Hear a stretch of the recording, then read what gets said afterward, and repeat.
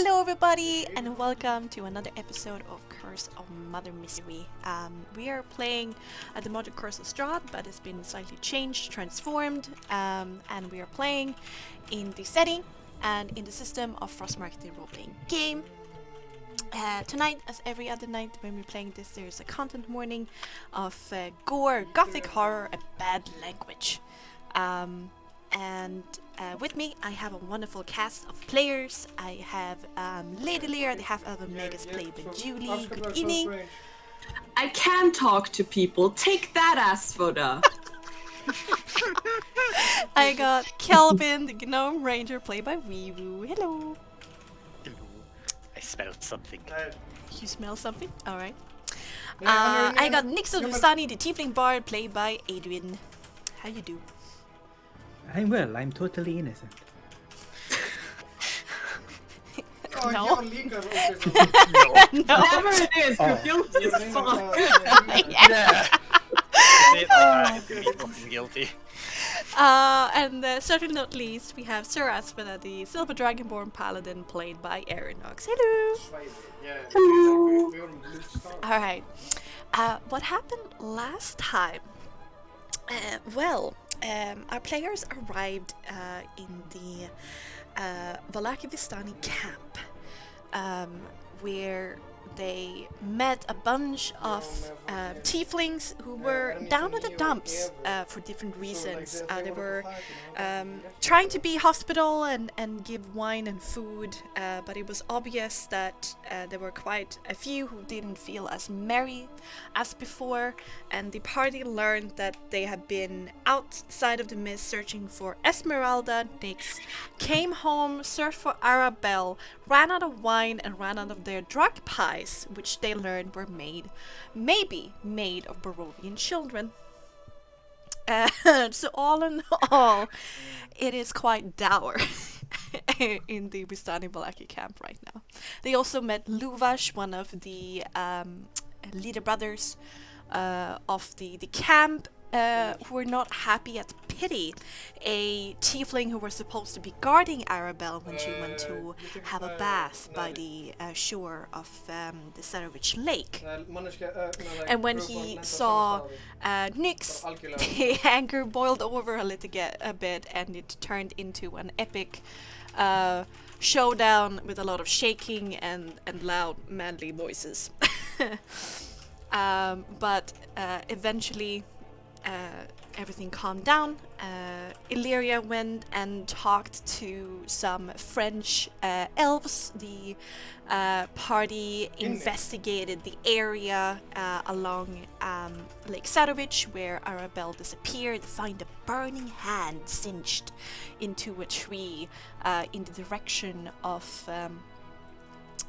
Valaki, and they also talked to some ravens who told them that they had cousins who were like them but not like them, who nests in the blue nest inside of the walls of Valaki. And the last thing that happened was that Asphoda had a bit of a budding moment with little Pity, and Eliria was welcome to sit down to talk to the leader of the Wood Elves, Casimir. Alright, let's change scene, let's change music. Let's go back here to Casimir's lovely face. And let's set the music.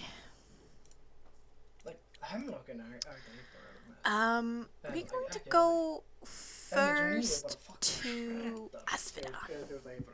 Oh. Where are you? There you are. And beep, beep, beep. And let's also do that. Like, after you. Perfect. Okay. You were actually, if we're with you, we're gonna go over here.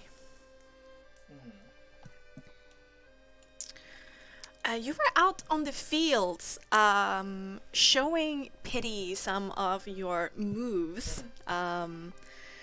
After Pity had consumed all of that Dragonborn rations. Yes, gotta show him, training him. It's just training montage. Gotta need a montage.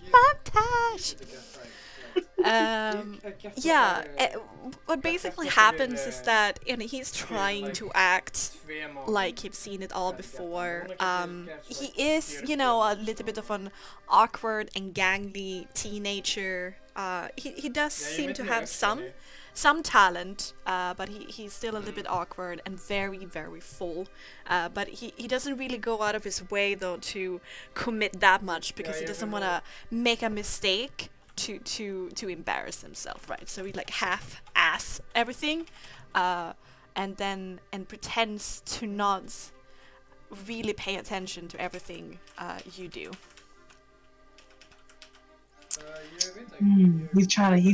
He's prioritizing his cool factor. Yes. Cannot lose faith. Okay. So what do you show him, in general? Show him some basics as well as some intermediate stuff, with some very by flashy I mean a whole show of force. Sort of like that. She shows the basic sword swing, and then she shows tosses something cuttable up, like maybe a piece of wood, and slices it in the air as intermediate, and just to really drive it through the basics, using all of her strength to with enough force that when she swings her blade, a whole ripple of wind comes forth from it that cuts the nearby grass. All nice and clean. And he says, that seems certainly impressive, but I've seen better. Oh, is that so? Then please, demonstrate. Are you deaf? I said I've seen better. Well, if you've seen better, then you can at least show what they've done. Well, okay. There were these Barovian bandits that a chain of wagons met on the road when we were traveling to the Seer camp once upon a time, and Luva just jumped out and just picked up the guy and just suplexed him. Oh, suplex! Well, that's quite simple, but I don't think there's any takers to being suplexed. A suplex demonstration right now. That's true, but I do think that I could. I'm a bit more of a arigal kind of fighter, and he pulls out a blade that he was hiding in his shirt, and make a quick stabbing. See, I think I'm better at the quick and fast. What roll would I make to assess how quick and fast, how agile his skills are? Oh, that's okay. That's a good question. When was arrow French? Agile. I'm not. Let's do some. I feel like this would be empathy. But not really composure. Let's do empathy, cunning actually. Yeah. That's good. Yeah. Well, it was actually a manipulation. But let's see. But you rolled a 15, and you have 3 in proficiency. No, you have 3 dots in empathy. Yeah, 3 tiers. So with intelligence, you said? Cunning. Oh, cunning. So it'll be 1.5 times the modifier, right? Yeah. So, okay, that's so 3 turns into 5. So and you roll. So 1.5 times 1 is 1.5. So And how much is your cunning? Is it plus I one? have a a +1 in cunning. All right, so that would be +6 in total. And you rolled a. The 1d20 +6. Okay, 11.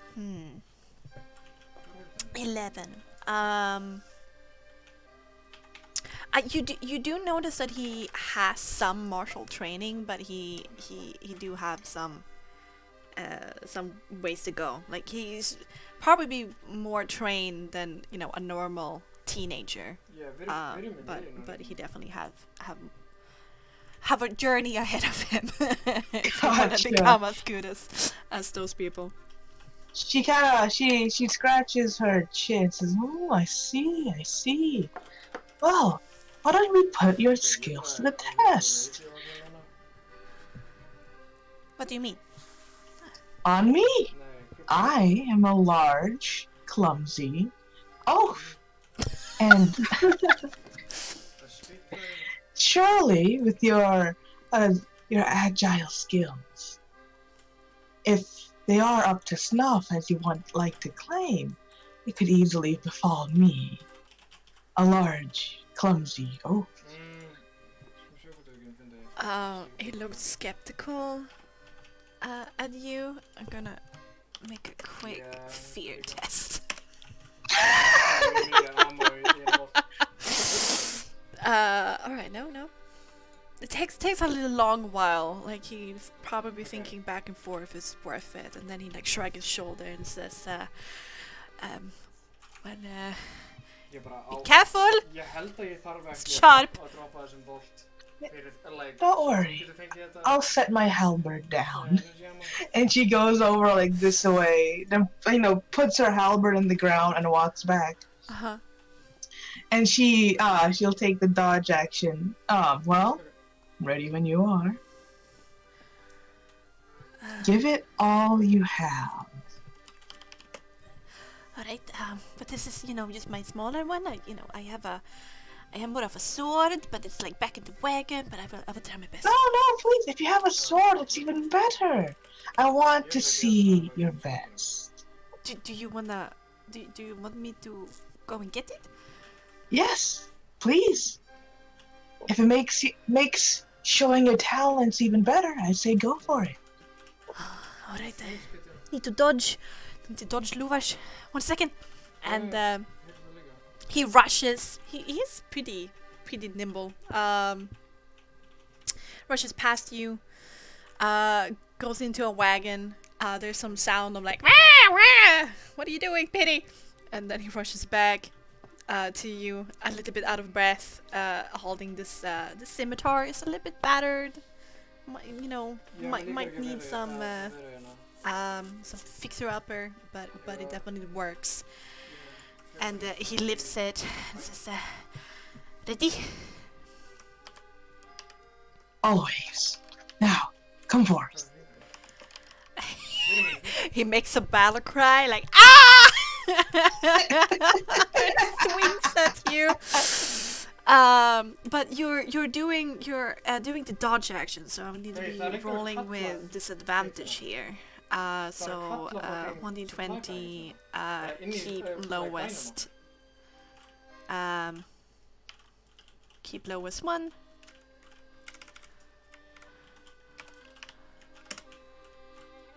Oh no, that didn't work. Well, I read wrong again.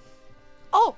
Is it the same thing? Yeah. Well, it's a miss, even with their poor AC. Oh. But it is higher than your dex modifier, so he does hit your body, but the armor takes it. Mm-hmm. It's a hit, but it's not a good one. Didn't even feel it. He scowls at your armor. That's cheating! That isn't, because whatever enemy comes forth will always have armor, unless they're agile enough and confident to not have it.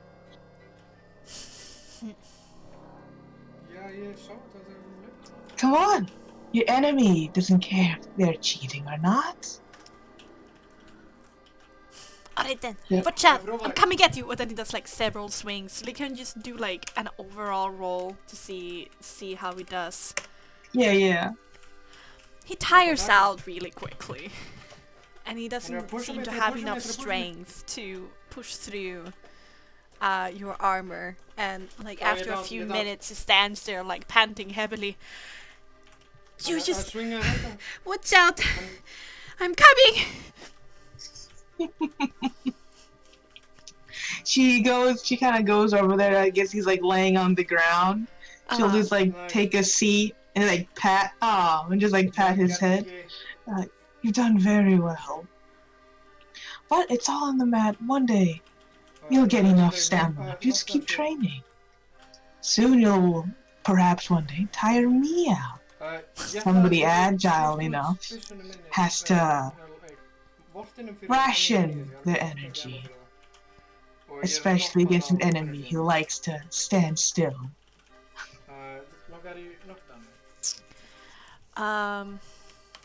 He nods. And says, well, for being a outsider, you're not so bad, dragon lady. I'm glad to hear. And you, I'm glad you forsaken your tough face just to go all out with me. The point you're a bit tired. Yeah, they push you made Well, I figured that you will be gone anyway soon, off on your own adventure. So staying cool all the time is not necessary. I see. But I'm Besides, glad. Nonetheless. you don't sound as judgmental as Sluvas and Argal is. It only takes so much judgment before you feel inadequate. And that's the one thing that nobody should feel. Besides, when you're in this camp's predicament, I think, correct me if I'm wrong, you just wanted, one, to prove yourself, and two, you don't want anybody to get injured. You want to be strong. You want to prove that you're strong. And to make up for things that didn't go the way they planned. It wasn't my fault. I don't know why everybody is so angry at me. Right? She was changing her clothes. She was naked. She told me to go away and I didn't want to stay. So I just walked a few paces away and started having some fun by myself by the river, and when I shouted at her for taking so long, she sometimes do. She thinks she can do whatever she wants, being the daughter. Gosh, everybody treats her differently. Anyway, when I came back, she was gone, and I didn't know what to do. Tried searching. There was nothing. I'm a digital threat. Talk to Hawken. Well, it's a normal reaction for people to be mad when a member of their family has been up and taken away. And people who are mad are, quite frankly, quick to find blame in anything. And you just unfortunately had to be there. I wish they were angry at whoever took her, or the creature that I don't know. It wasn't my fault. It certainly wasn't. Though it is an yep, experience yep, for yep, yep. that, yes, you would want to pry your eyes away from somebody changing their clothes, especially a female, and especially more if you're a male. But at the same time, one has to think, will the enemy care? What? Tackar dig till It's a tough thing to balance, yes. This hasn't happened before. Like, it's just Oh, a few Dana, meters ég dæ- away from the camp. Hanna, þetta kreipur, passa þig. This doesn't usually happen. I didn't feel. We weren't worried. She weren't worried. Sino, She sino. shooed me out for staying so close. Called me a creep. Ég sá því ég skilur þetta. Then that only means that whoever's done this knows the familiarity between the two and has the guts that to even come this close.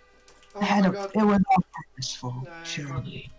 Whoever took her away and knew with how, well, emotionally you all would react.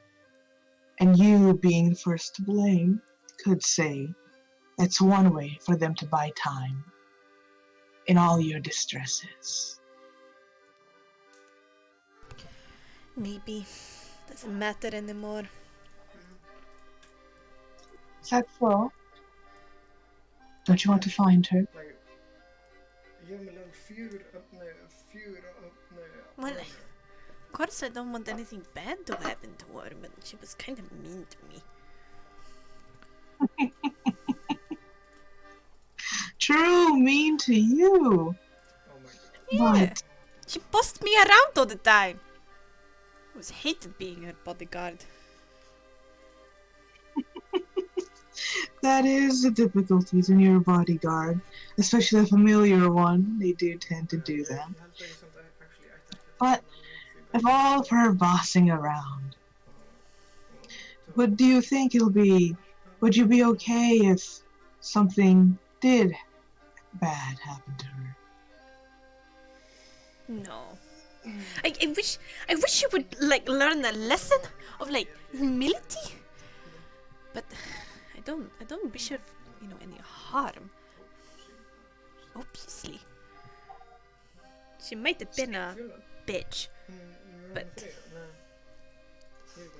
she's not awful. So you do care. Care is a strong word. He says and dusts himself off and stands up. Well, speaking of which, I do have my guard duties soon. It's soon becoming late afternoon. Indeed. Now, careful out there. Meanwhile, I'm sure my party will try to figure out how to get into Alaki. If she is there, we'll surely find her in it. Hopefully we won't be too late for it. Valaki, you wanna get into there? Why? Yes. Well, if anything had happened to your fellow, I'm sorry, who was the person's name that got up and snatched? Arabelle. Yeah, that's it. Well, if Arabelle was indeed snatched, then she could have been taken to Valaki. There are some Vistana who said so too. Indeed. And we do have some modicum of a way to trying to get in, but nothing's surely guaranteed. We'll be polishing it up soon enough. Well, I wish you good luck getting into Valaki. Easier said than done for those who don't look like Barovians. Truly, indeed. And you, hope your patrol goes well. Who do you think I am? strolls away. She gives a good chuckle before walking back to the crew. All right. Would you go to pick up your halberd? The trash that Pitty left behind from the rations, and like clear the area. And as you walk your way back towards the rest of Essie, Kelvin, and Nyx, you do notice as your eyes wander over the backside of the camp, another wagon standing before in shadow, now a little bit more illuminated as the sun behind the clouds and the mists have roamed the sky slightly. A wagon standing in between the trees, half obscured, outside of the ring of wagons here. Just a little detail you didn't notice before. But I guess with that little knowledge, you still go back to the rest of the party. Mm-hmm. All right. Kelvin and Nyx, what would you be up to during this time? Book. I believe, yeah, we were putting in to Nyx's book, like the map. Right, you were working on the... I was helping him with it. And Right. coming up with additional stories to tell. Trying to come up with a new hook in it for his book regarding a hostage situation or something like relying on like what is actually happening in the world. Oh. And he'll like to look to Kelvin. Look, Kelvin. As far as I want my book to be a bestseller, the issue that has come up is, where should I put a significant turn of events? I feel, since you and I have been together, we have encountered one or two amazingly wonderful and comfortable things. But also, well, more recently, one could argue that they have been rather dark and events that aren't exactly uplifting. But ultimately, there cannot be light without the shadow, and vice versa. So, I thought that was an interesting turn of events that I could put into my book that will make people feel like, hey, I'm reading this book and the people are having a terrible time, but eventually they're gonna come out of it, right? Right? Well, that's a hope, yeah. I hope so. But anyway, I appreciate your help with me, at least mapping this area. It made a little sense for me to do it until recently, but it seems like this is where the major story is happening, so I'm glad you're here. That's what I'm trying to say. I'm glad I'm with you.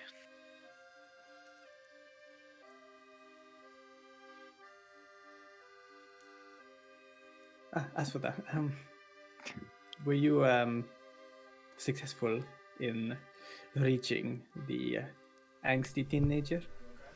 Yes, I was. Essie had already disappeared as soon as she saw you guys like talking about books and cartography. She's like, well, I'm off to go and say hello to some friends. Friends? Okay. I see. The Vistani friends. I got it, I see. Quote unquote she friends. flips you off. She flips you off as she leaves, and then I'm not here to judge. she winks at you then, and then disappears, and then Asmina comes back.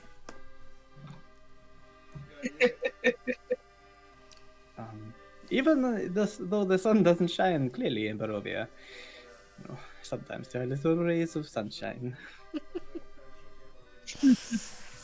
Indeed, indeed. But yes, I've gotten through to him. Did you hug him? I bet you hugged him. No, we fought. Well, I told him to come at me with all his agile ability. And then he said he had a sword that he could probably be better with. So I let him go grab that and use that to attack me. Nix looks like weirdly at Asphoda, given what Ezzy just did. He wants to.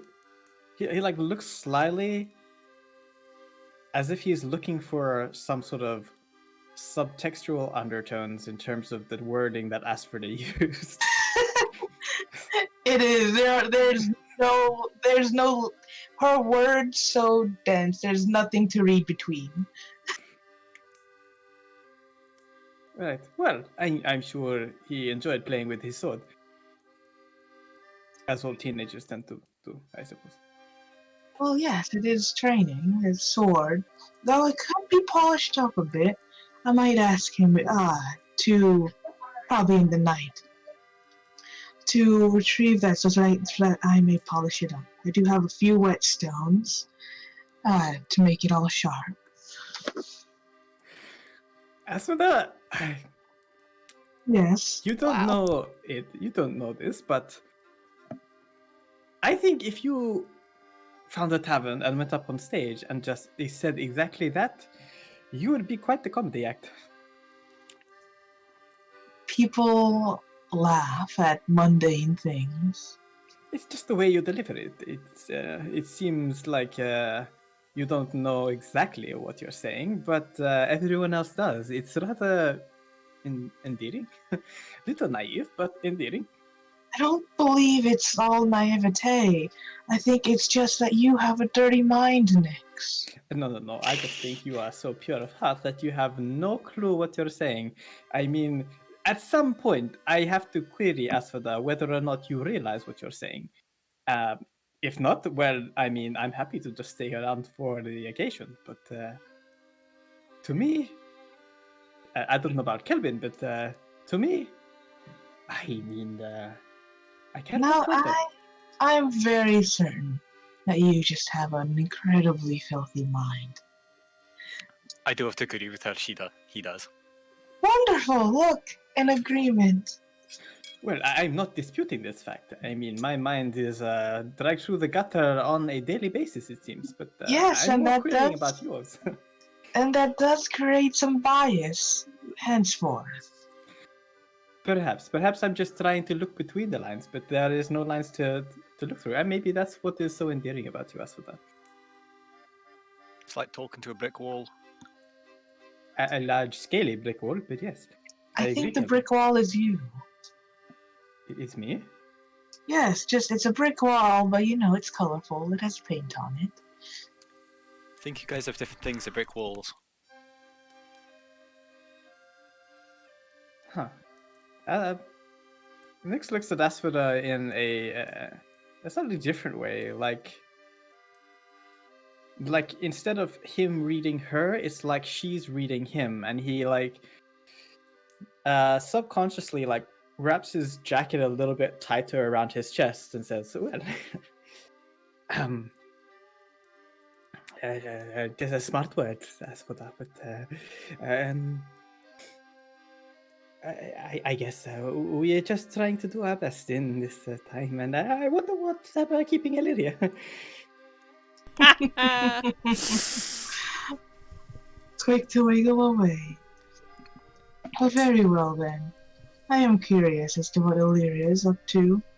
I do need her so we can discuss about what we learn and what we will do from here. But I'm curious. I know she's a half-elf. She has elven blood in her, but she seems so adamant about the fate of these elves. Like it was some sort of internal struggle. just because they are elvish? I don't get it.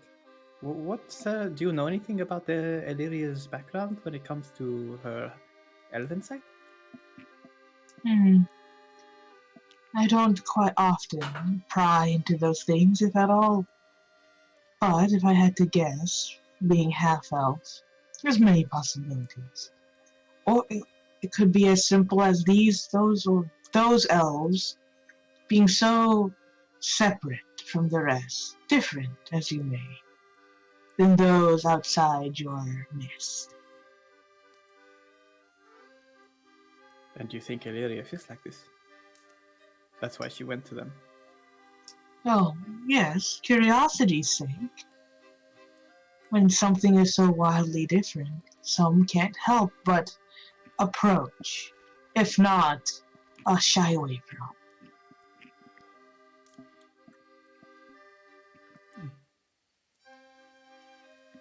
How long have you known Eliria? That's a great question. How long have I known Eliria? I don't know if you've maybe heard of her before, but I would assume not really until we got the assignment to come here. All right, that's what I thought. Can trying to do an academics the protectorate or just a pure intelligence check to see if you know of her? Because I'll do intelligence. It's all the same. Vibe check. Like I said, nothing. I mean, titles has and the stuff like vibe. that. Psh, you only cared about the knights, you know, and your brother. As she says, I don't know her all too well. I only knew of her name, and the assignment was given. The little I do know is just a bit of a troublemaker. And I don't know what, I don't know how, or the details of what this trouble may entail. Maybe a hot-temperedness? I'm not too certain.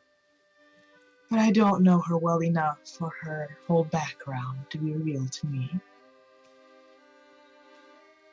Fair enough. I was merely curious. Maybe you had this rich story that I could have learned a little bit more about. But I suppose that is the way in the protectorate, right? You are just given assignments and you do them. Otherwise, what's the point of being in the protectorate?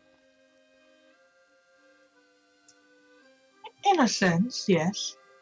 But, overarching points aside, little things go towards something greater, and the like. Now, if you are curious as to why she went towards those elves, well, I'm sure when you ask, they'll be far easier than I. Fair enough.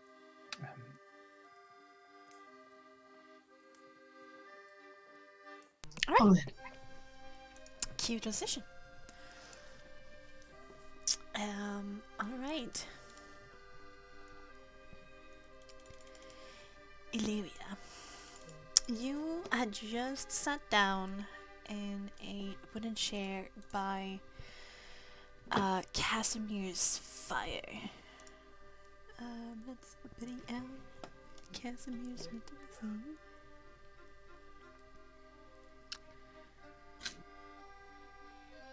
Alright, let's do this first.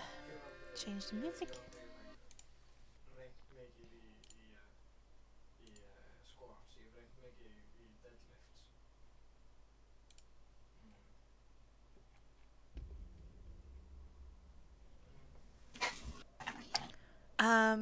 The house was quite small, made of mostly of wood. Oh god, that feels a little bit too dramatic. This will be better.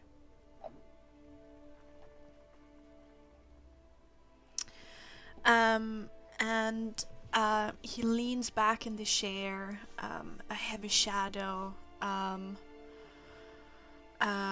over his eyes as he seems to slump a little bit, seemingly feeling a little bit tired of the undertaking that is before him, and it's silent and tense in the little hovel before he looks up to you and says, "But what would you like to know?" Well, you said you have been here since, and I was hoping I could maybe learn more about this land and what exactly happened from... Oh shit, sorry. From... Eliria just grabs her phone. It's like, shit, sorry. Casimir scowls. No! I just want... I thought that maybe knowing more about how all this came to be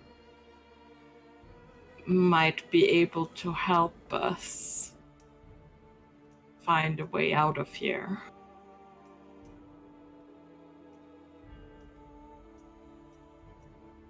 Maybe knowing of any weaknesses.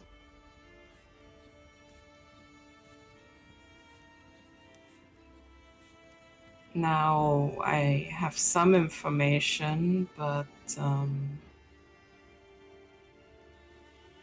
I have a feeling what you're about to tell me is maybe a little bit different than what I heard from the Vistani.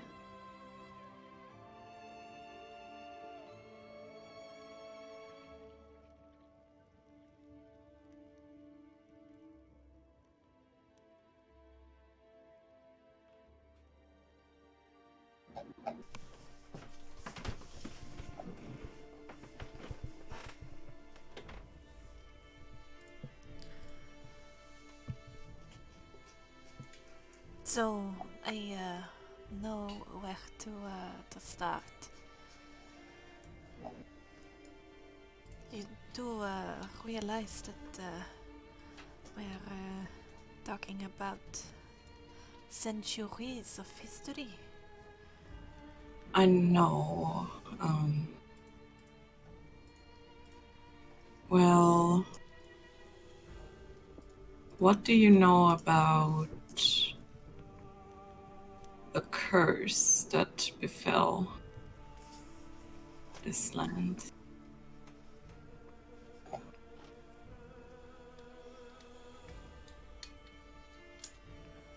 Oddly,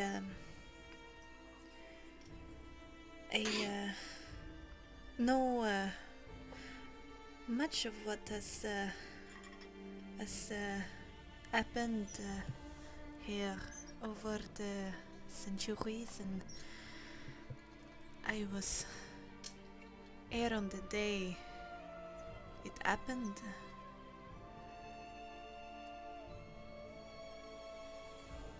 But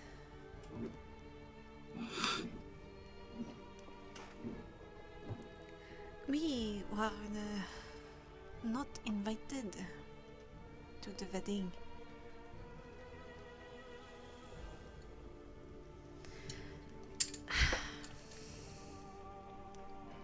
You have to understand, young sister. The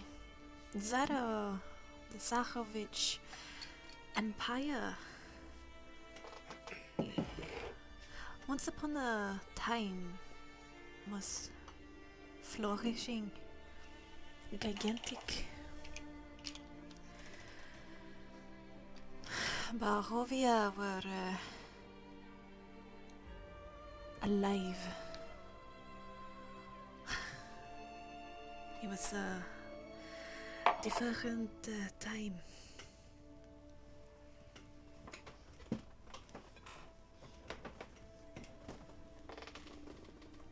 Today, we wood elves might be the most knowledgeable and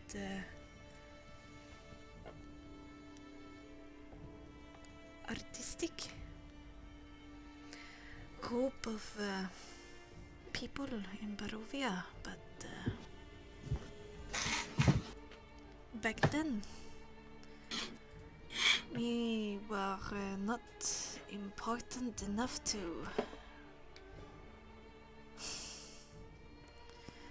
be invited to the wedding presided over by an emperor. Oh, too much R there. Emperor.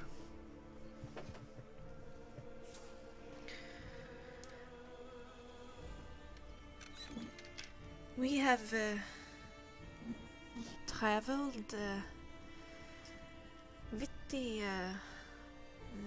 Tsarovich Empire for a long time before that, selling our goods. We are carpenters. We were simply selling our wares when we suddenly couldn't leave, and we made our home here.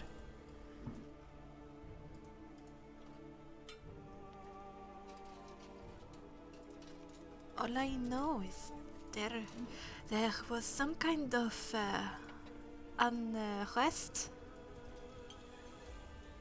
by the castle.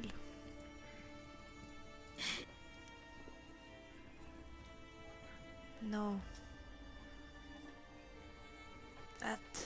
That is not true.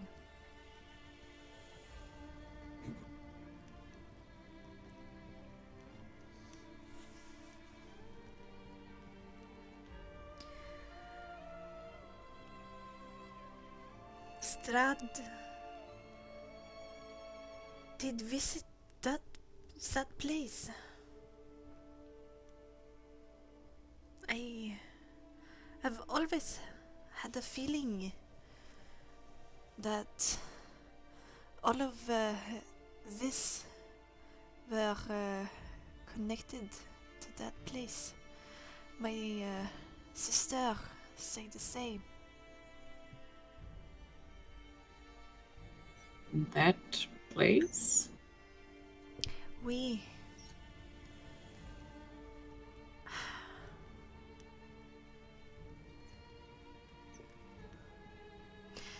to talk about that place, I need to first talk about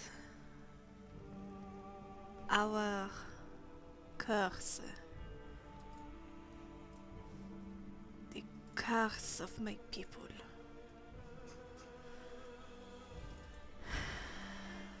Do you know why there are only men among my people? No.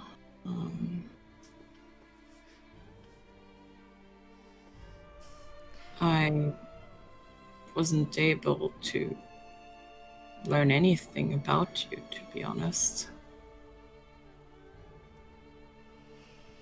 He leans forward instead in the chair, his elbows heavily like resting on his knees, head bent down a little bit, looking quite distraught, to be frank. And he makes his tone even more soft, even though it was very soft before, and you need to like lean in a little bit to catch everything what he says.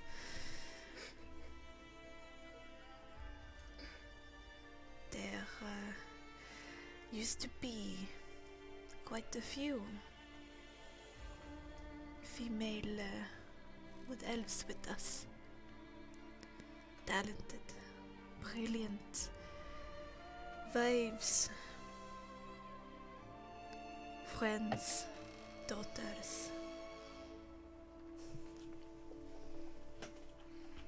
We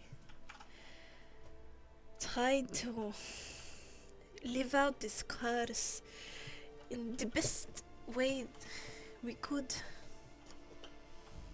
We continued our work, tried to make a life here.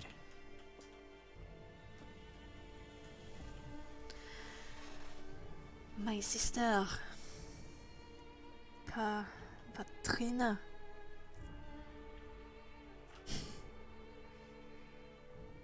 she was beautiful, wise, intelligent, a more brilliant spellcaster I have never met and will probably never meet again. A spellcaster of such caliber, on par with Stracht.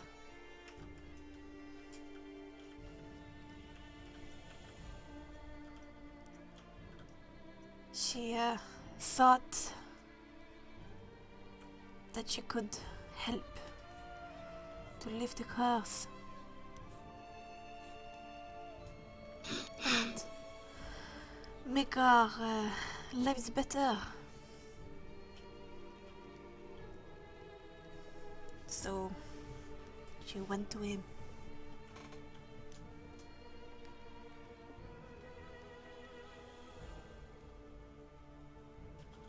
He was obviously charmed by her brilliance. And it was also obvious that sparks of romance built between the two.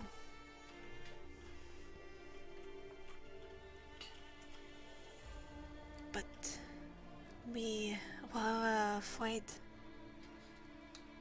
and we were bitter back then.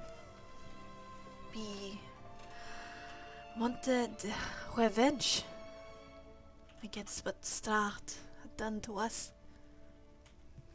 We did not take it well.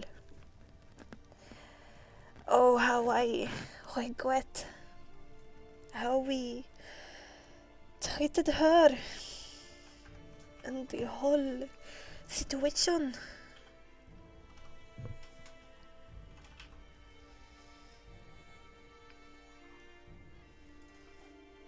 We thought we would lose her if she would become like him, and did.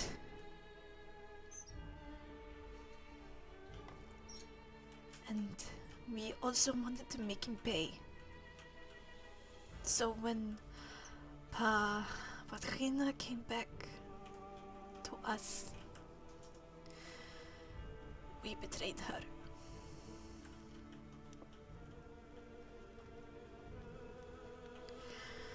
Oh, the tragedy. Stracht was furious with us. Like we took away his love. He took all of ours. That is why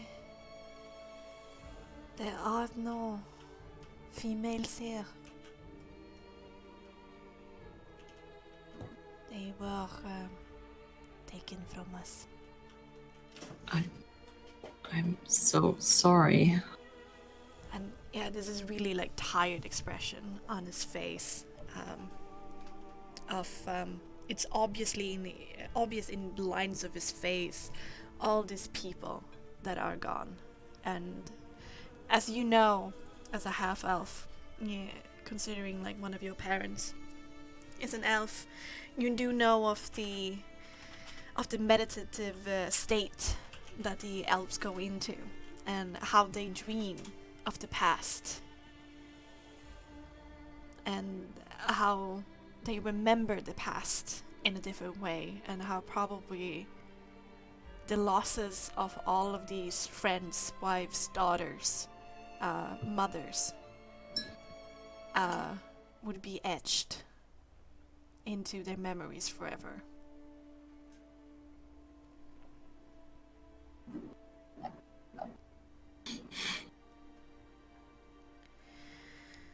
He sighs heavily, and he says,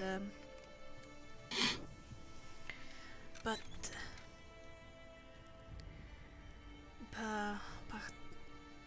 Patrina var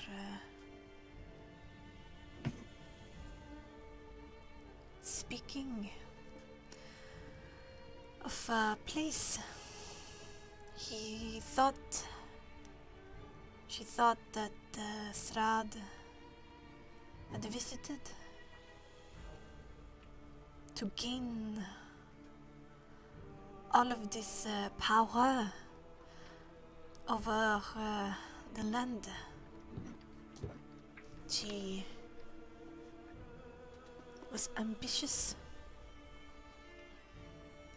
She told me she had traveled there and seen many strange things.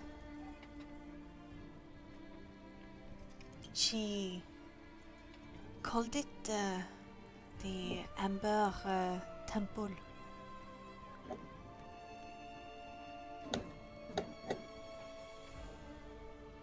And that she had to talk to Strahd about what she had found and see if she could do the same as he did. But then my people took action, and she was no more. I tried venturing up there on my own, but the road is dangerous, treacherous.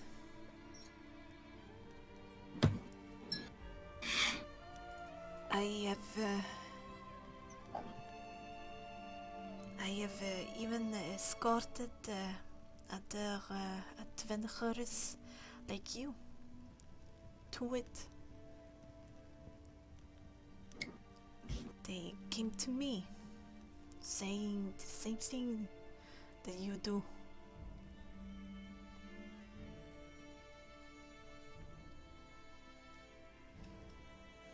And I assumed they didn't succeed. There was only one man who has ever ventured into the Amber Temple and made it out alive. And he was only one. I've seen groups of 6 talented people go in and never come back. He with piercing blue eyes and an aura of calm. He went in, but he was never the same.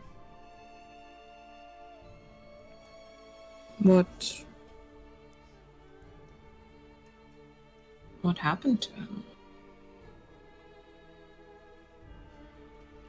spoke of liberating this land. Insinuated that he was more than what he looked like. But he came out afflicted in the same manner as we are hopeless.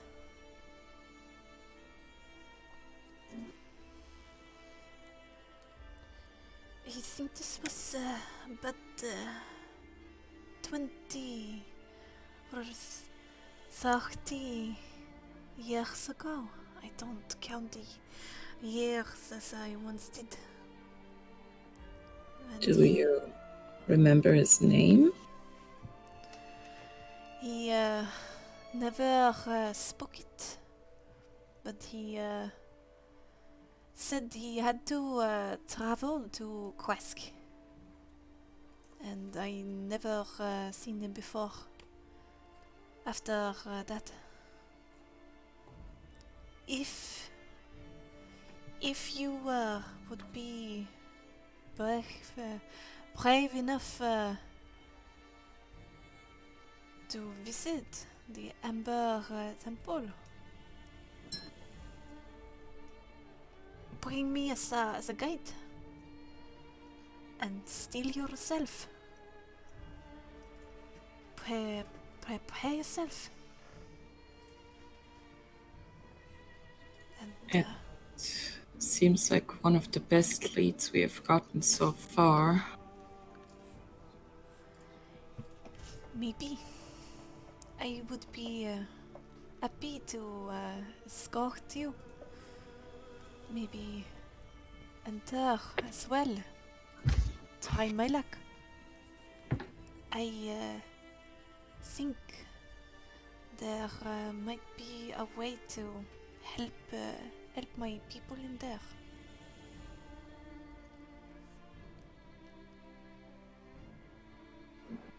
If there is, I will help you find it. He reaches out and gently squeezes your hand, gives a small smile. I thank you for that, little sister, but you must promise me that you're ready.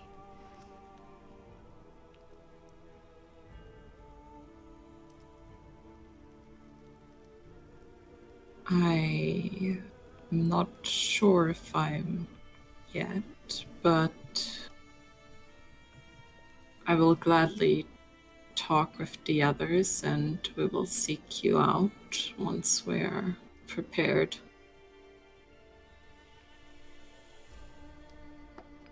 Just stay safe until then. I wonder if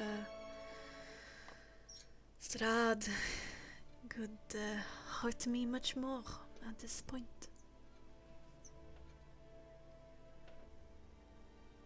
I don't know. What you went through was horrible. But he seems to do everything in his power to make this as difficult for us as possible.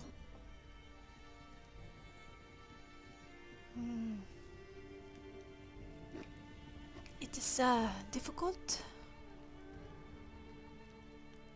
From the adventurers that have come past my oval, the advice I can give you is to play his game. Make him happy. And try to operate underneath his radar until you're ready for that one final strike. until then, do not anger him too much.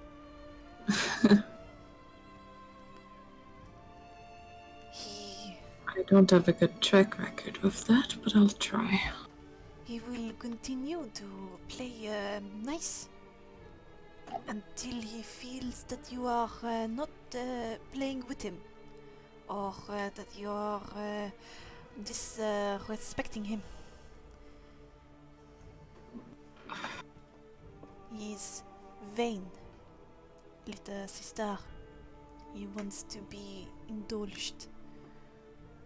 And if you take away his toy, let us just say that bats and wolves are the least of your problems.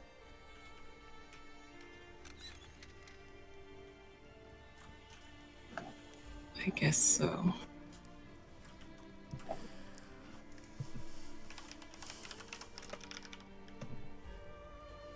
Is there anything else you know about him?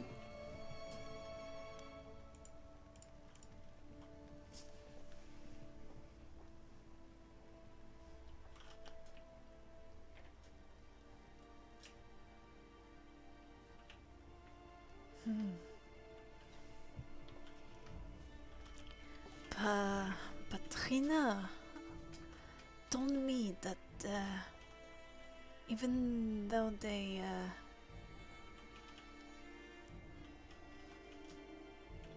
were in a romance, she could not pierce all the way to his heart. She was sure there was already somebody there. And she spoke of a picture in his study that he would only let her see once in a mistake. He turned angry and removed it from her sight.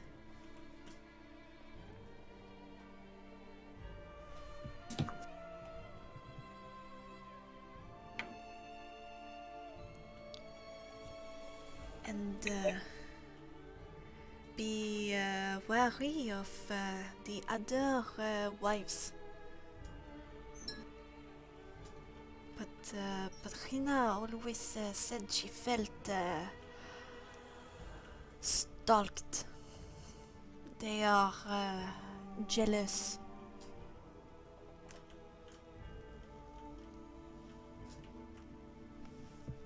You haven't heard the name Tatiana before, have you?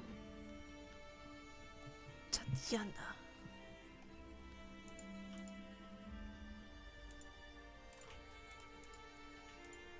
Let me do here a quick check, see if you do remember.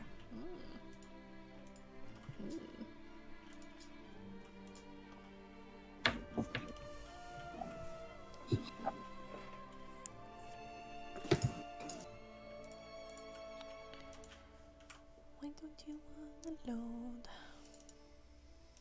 I think this is dead.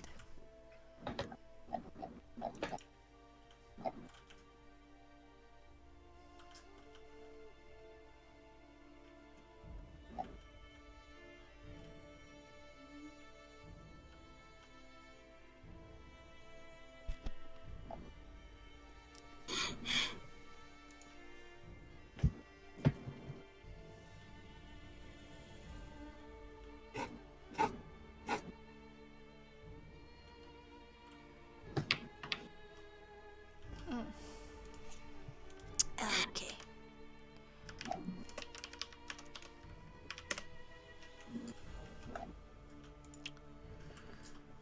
He says, after like furrowing his brow, focusing a little bit, he says,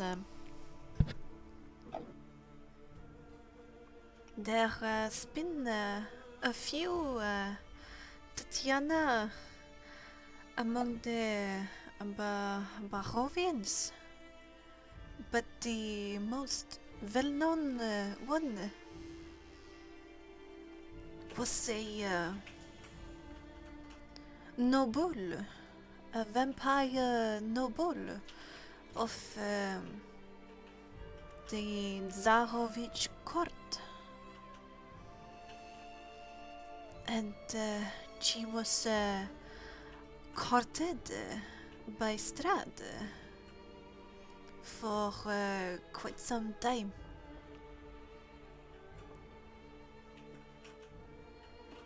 I know that she was in the castle during the wedding.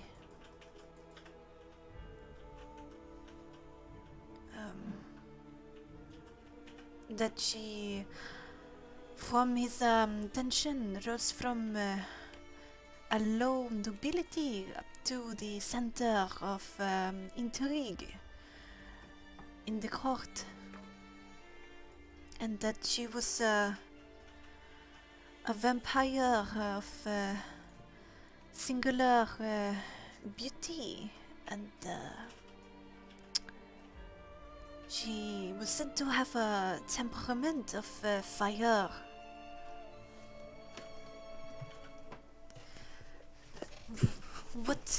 Why would you like to know?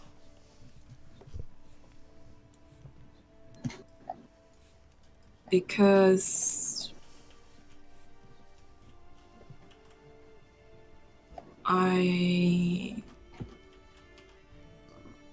we think that, well, you hold no obligations to Strahd, do you? The only obligations that I have is towards my people.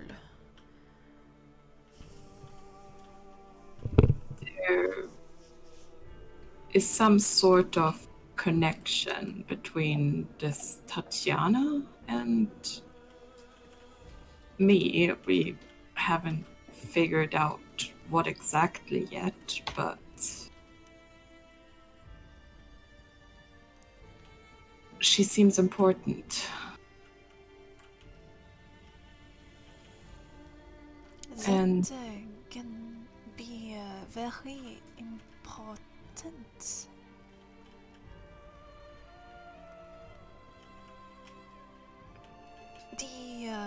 The Barovians speak of a very holy place in the village of Kresk.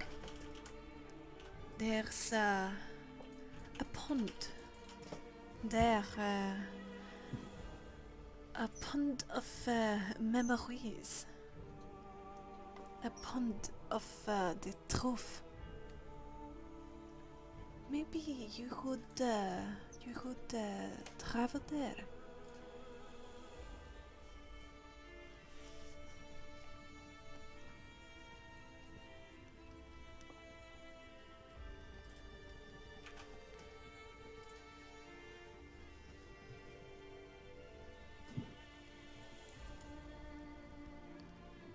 it seems a bit out there, but with everything that happened recently, it might be worth a shot.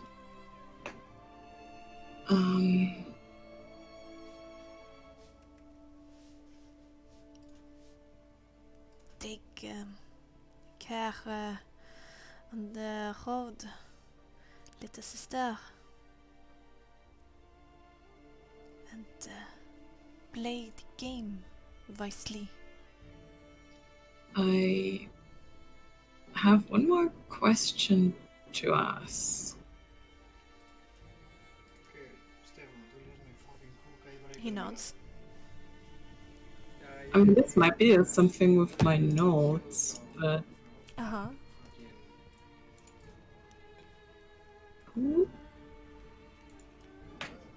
he said she attended the wedding, right?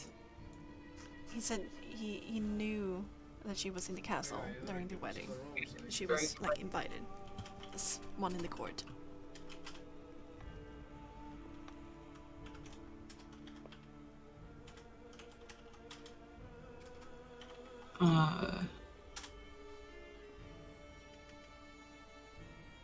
You said Strahd ordered Tatiana, right? Aye. We.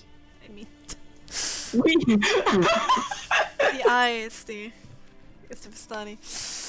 We. Did they have any plans of marrying? And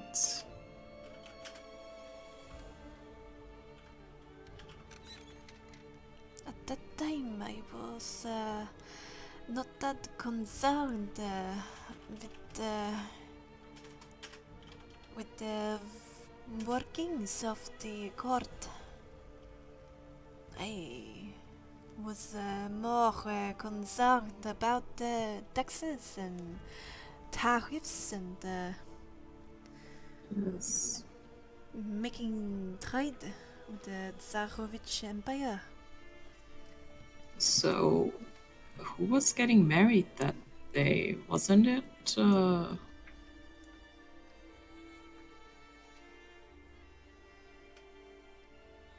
All I know, it was the prince. And if the prince, I mean, I always assumed it was Tatiana. But I didn't pay too much attention. Yeah. I just wanted to. That's what he told us, so I just wanted to.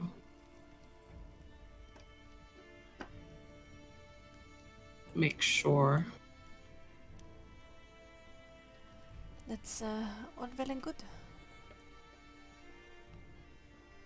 Would you mind if I bring my companions to you if they have any questions?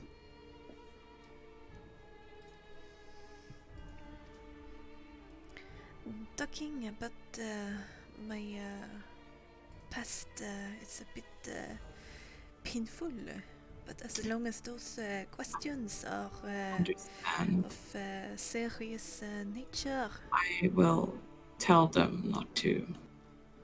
Okay, maybe I won't bring Calvin. Wow. Oh. Or Nyx for that matter. Maybe I should just tell Asphoda. He raises an eyebrow. Says, whatever you find the best, I will be here. Thank you for the information. He nods. I'm sorry I made you talk about all of those memories.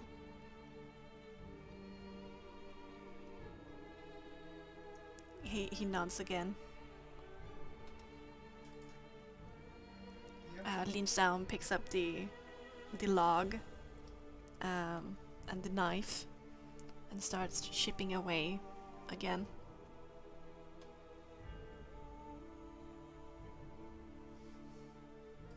What time is it right now? It's probably like 3, 4 in the afternoon. Okay, I need to just have a good day and thank you again. He raises his head from the wood, looks up at you, nods, and says, till we meet again.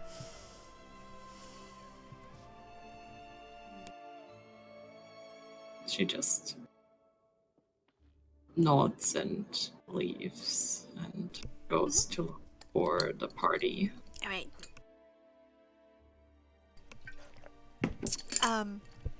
As you guys, I just like a minute or two after you guys like, where's Eliria? What she's up to. She walks up the hill towards you guys. Okay, there you are. Well, There you go. can I, And you guys spot each other. Oh, speak of the devil. There she is. Speak of what devil?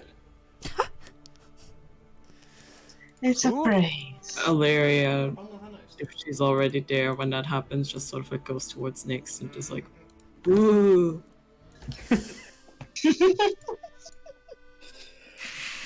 Yeah, Nyx will do his best fake, like, scared face. Uh-huh. Oh, you're scary. Oh, don't sneak up on me. I didn't know you were so spooky. So, Look, I'm not even intending to stab you this time. this time. Wait, you've been intending to stab me? Huh?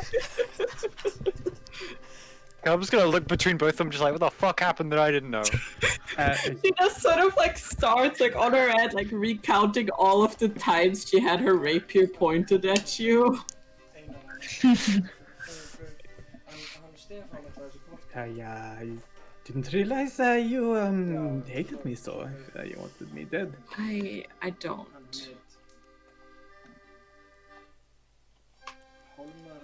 I really don't. I won't stab you. I promise. Inside check.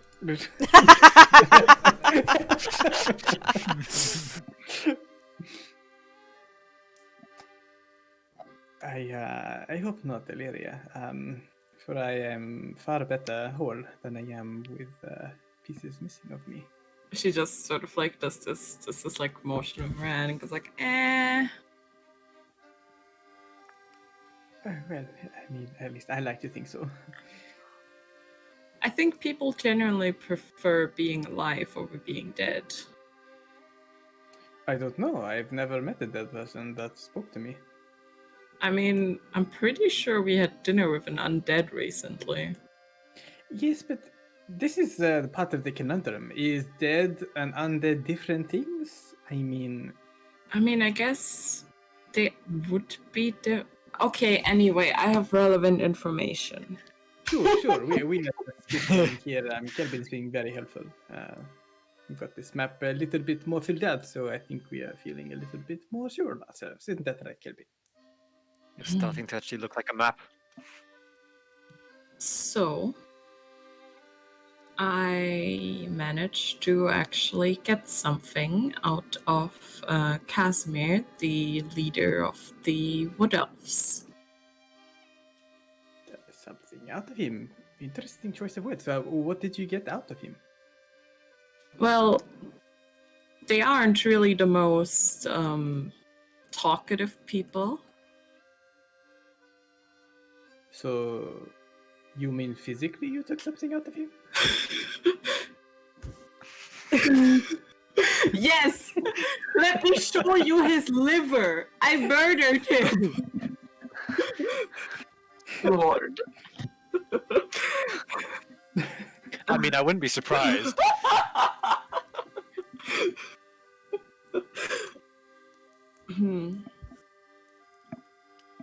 Well, Go on. I'm just bored. Tell me. Can I still take back that promise? She just laughs like she just made the funniest joke. I bet it is like the world's most like what's the word? Like inappropriate laugh that just sounds like a devil's laugh rather than an actual happy laugh. And she's like, well, elves live for a very long time, right? Okay, you tell me. Yeah, they do. They do. And apparently they have been around since the start of all this. So I learned of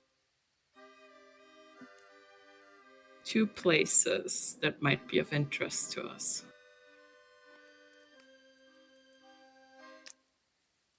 Why would they be of interest to us? There's a temple, the Ember Temple, that only one person has left alive. And that is somehow linked to Strahd's powers. And there is a pond of memories or something. A pond of memories. In the village of Kresk. I wouldn't call Kresk a village as much as it is a full-on settlement. I mean, Well, but that is far to the west. apparently there is a holy place of sorts that might be able to help us out with who exactly I am.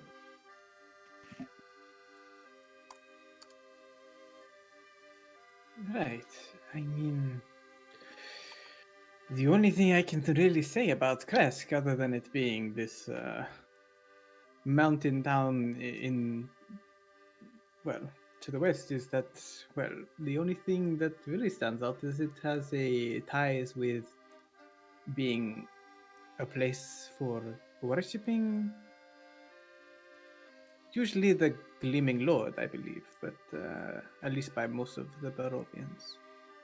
But it's not super huge, maybe less than 100 people. And I also found out more about Tatiana.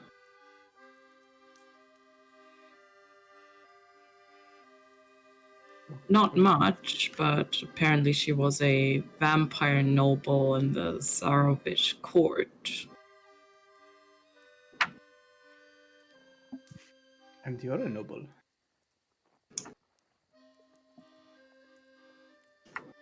I'm Not a very vampire, sure though. I'm not actually related to... What? Not a vampire, though, right? Oh, no, Tatiana didn't start out a vampire. I don't think. I think it was more Strahd and his ego wanting her. But I'm just, it is remarkable how many things are so in parallel with you, Eliria. Kalman's gonna look at Eliria suspiciously. I'm not a vampire, I swear. And she just like does like sort of like this really like fake like hiss like He's actually gonna recoil slightly. So this temple that has I can ties tell with... you like I can tell you the full story if you just want to sit down for a moment. Oh, please, I'm interested. And like basically Eliria just goes on and tells you everything that you just learned. Amber Temple, and this elf friend of yours would escort us there. Yes, he would. Once we're ready. I mean, I also got makes sense. some advice.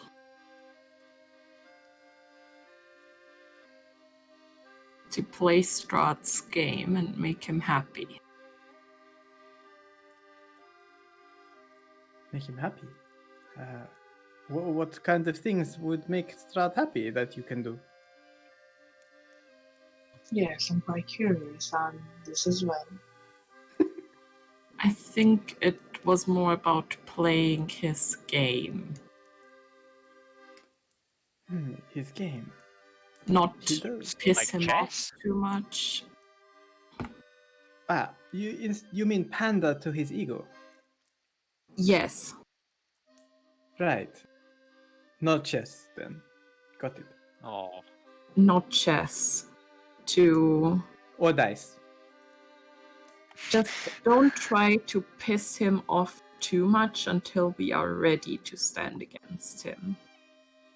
She just looks at Nyx. What's that look, Eliria? I mean, surely I wouldn't do anything to piss him off, right? If I I guess- recall correctly, at the dinner you got really drunk and told him to go fuck himself. Yes, that was she was. before I realized he can play with my mind, and now it's a little bit different. I mean, come on, I wouldn't make the same mistake twice, now would I? I think you would if that before. inebriated enough. Right. I shall refrain from drinking in front of Strahd. I really do hope there won't be any more dinners.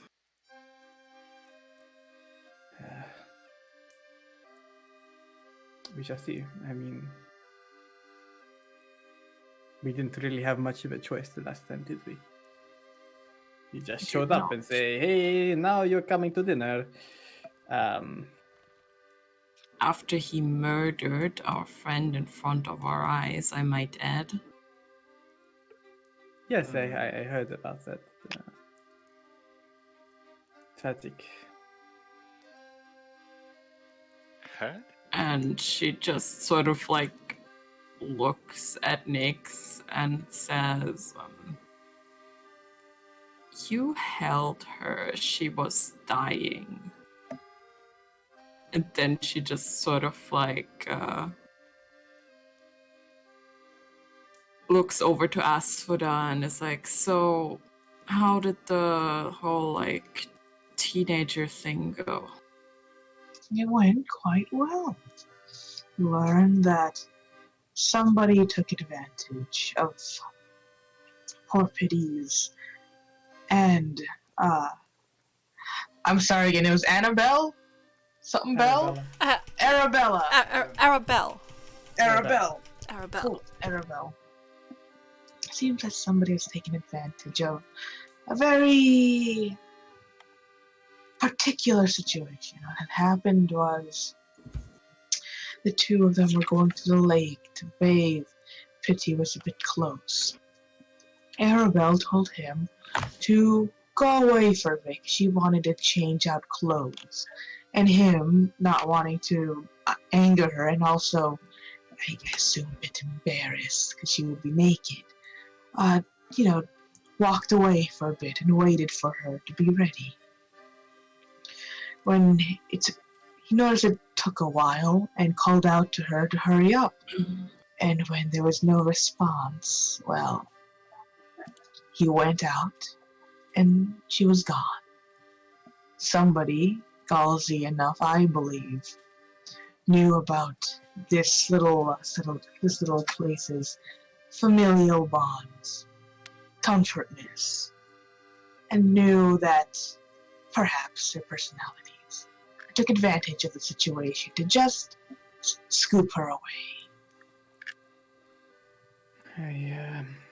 Well, I mean, that is wonderful to hear that we at least have a little more information both about Arabelle and a lead on perhaps where we can find some secrets to Strahd's curse and how to end it. Well done, ladies. I am impressed. Indeed. That said, what would be our next course of action in terms of Valaki? Because I have a feeling that our Arabelle might be inside the walls. Yes, I was thinking. I think Even- we should... I'm sorry. Despite the hour, I still think we should try our best to enter Valaki. At least, well, you three can. I think we need to find this blue house and gain some shopping if we are to head over to the temple. I'm Indeed. not sure going there is like the most immediate. It might be important, but it sounds very dangerous. Of course, it's I going to be also know dangerous. that the one person who left the temple some 20 years ago apparently went to Kresk, or was that before? Well, do you know if this temple is like in? Well, Kresk is in the mountains, so it makes sense actually if the temple is near there. So we can head to Kresk, but Well, I mean, we can ask. yes, we can ask. If we... You might want to refrain from asking any questions that aren't relevant and bring back unpleasant memories. I will let you do all of the talking, Eliria.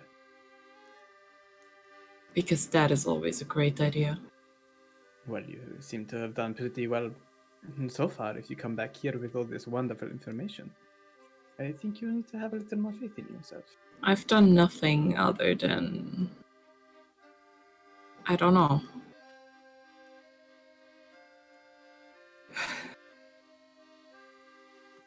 I guess I just showed up like so many adventurers before, and he hasn't lost hope completely yet.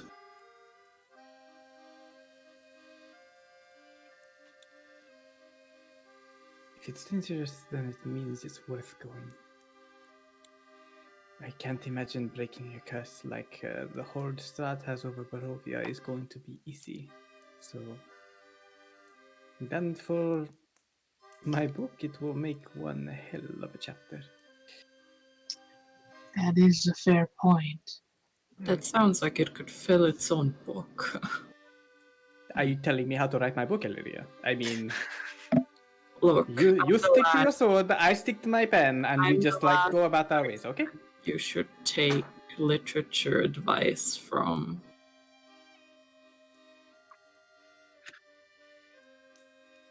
I'm not much of a book person, as you might have figured by now.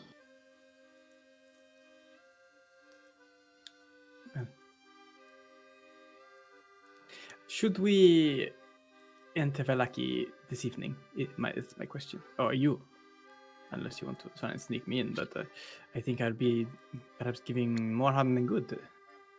Well, One truthfully, Nix, I don't know how they would feel of seeing a dragonborn either.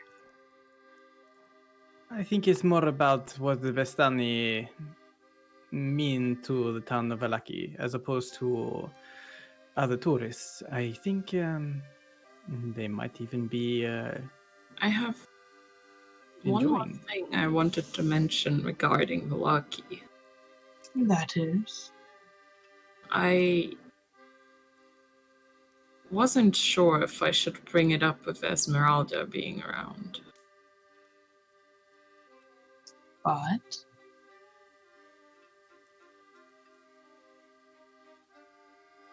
And Eliria sort of like looks around if there is like anybody who could be like listening in. Let's make a perception intelligence. Okay. Oh god, she's so smart. You see that? Come on, use those brains. It's in there somewhere. She does know brains! And fucking ekki einu svona half clearaði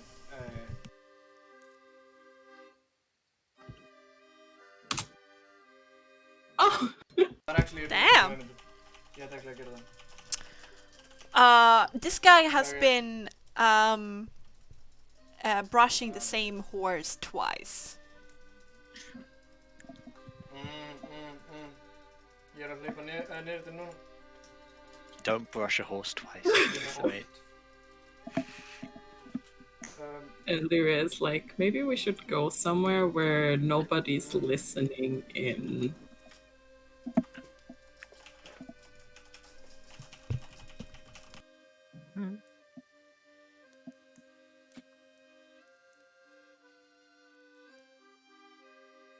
All right, where do you go? I don't know, are the others, like, interested, or... Well, if Eliria is looking around for something sus, the natural reaction is to also look around, not knowing what we're looking for. I mean, Eliria doesn't know what she's looking for either. He'll join in the unknown looking party. I'll make one. Well, you can just like walk down the hill a little bit.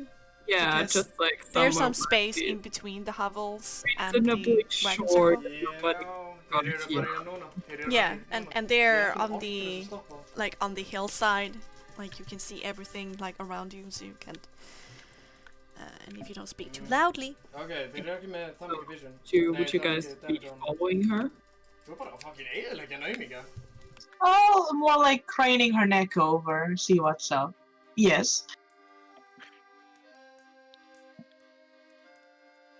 all right. I guess you just go like down here. Yeah. Yeah. So Eliria is just like just sort of a bit quiet, like makes sure that nobody's gonna hear him. Like, Strahd told me he has somebody inside of Valaki by the name of Richten.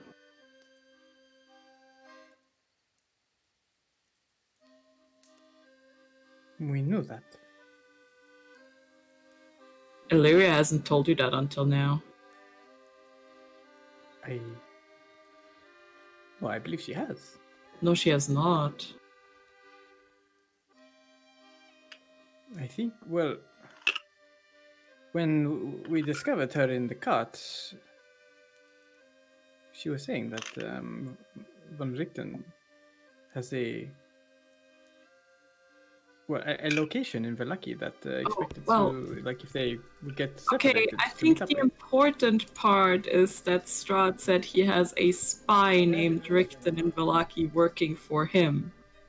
And Esmeralda said that there's Richten has a tower in Barovia, not a tower in Valaki. All right. Which it could be in Valaki, but you have to ask her. Like, I think the important part is that Strahd has somebody with the name of Richten apparently working for him. Interesting. I see. It would be very not good for any of us to get caught by him. Or Ezzy, for that matter. Maybe she has been duped. Indeed. I don't know if it's, the father or the son, so... She mentioned Richten's son was taken by what he believes to be Strahd, right?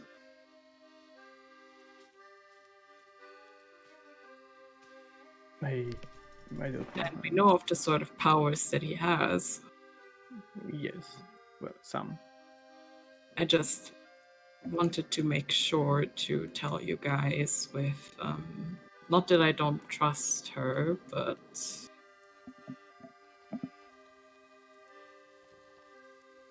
Well, you think that she's working for Richten and...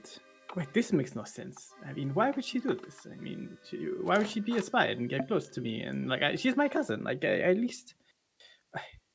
No, I don't think Ezzy would willingly do this. I don't think so. I was just worried that if she's half as impulsive as I am, she would do something stupid. That is a fair point.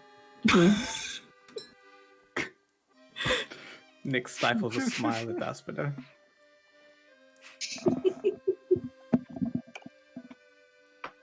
Okay, well, I suppose we be on our guard should we meet up with Richten. I mean, first we need to find out which one it is, if at all.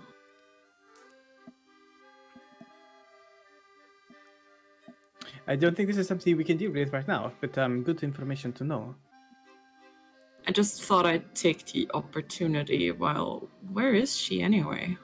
But she is making friends. Friends? Yeah, Nix brings up both his hands and does quotation marks. Friends, Eliria. Okay.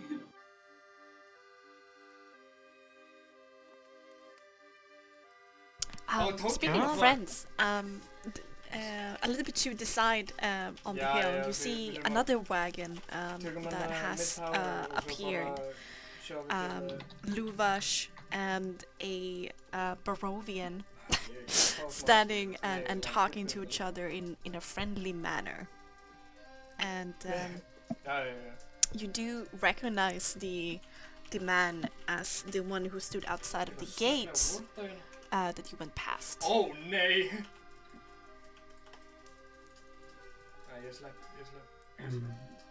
Do you guys see that? Oh. That is a man talking to Luvash. They seem friendly with each other. Friendly without quotation marks this time. Yes. Wasn't he at the gates of Villaki?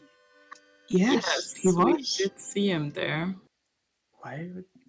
I don't think I'm in Luvash's good graces enough to get close to him, so he kind of like looks over to Kelvin and says, I think it's time for one of your amazing, inconspicuous, sneaky things, and try and learn something. And he will pat him on the shoulders and give him guidance.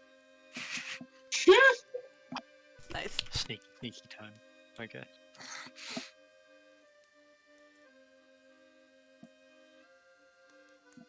Alright. Kelvin, what do you want to do?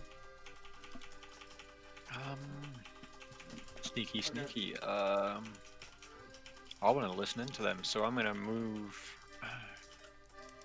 There's nothing really to move to. Fuck. It's just a hill. No, that's a cart. Yeah. Can I go over here and see if there's? Can I see in the cart?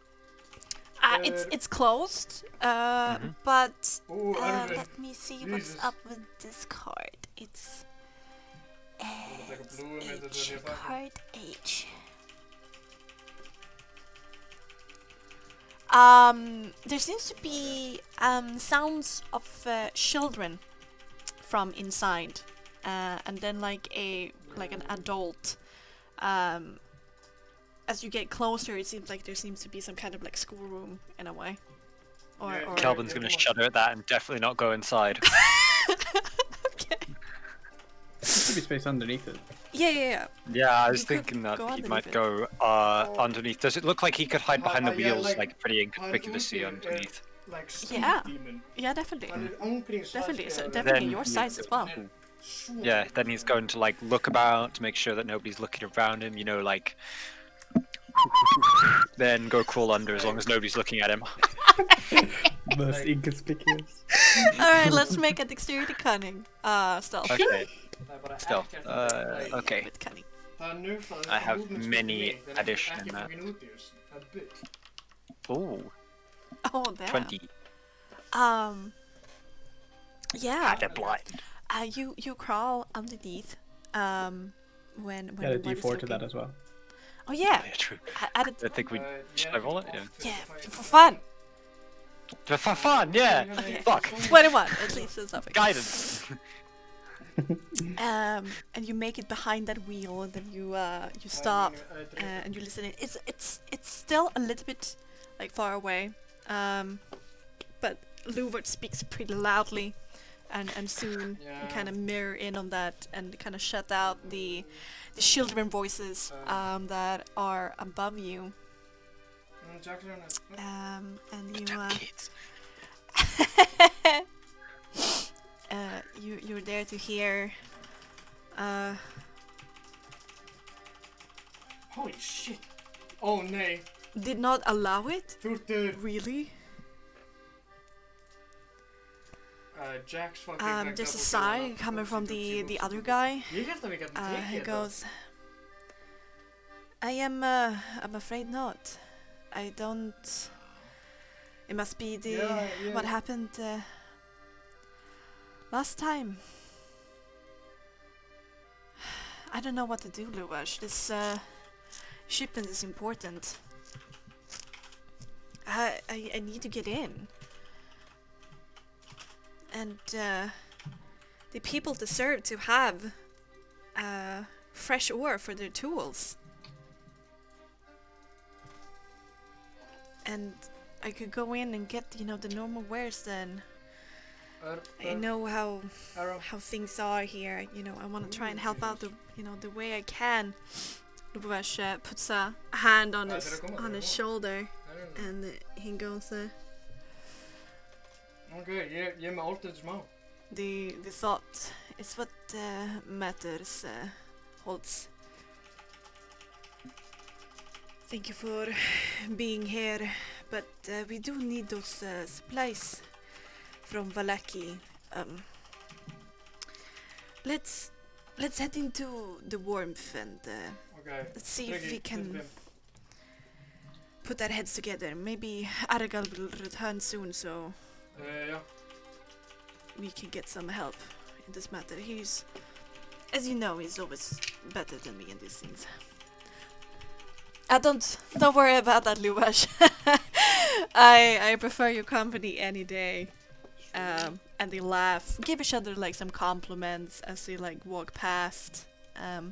Talk about the weather. Just old people things now. Yeah. And they head into the tent. Om miljon. After they've done that, I might just like go outwards, just towards the party. 'Cause it does seem that, like, he's gonna poke his head out just to see if anyone is around, just like basically through the wheel. There is somebody over there who goes to like take care of the horse, but they don't really see you that well. So you just roll out and He'll stand just up. get out. Yeah. Look, he brushed himself off. He wasn't under there, no. No.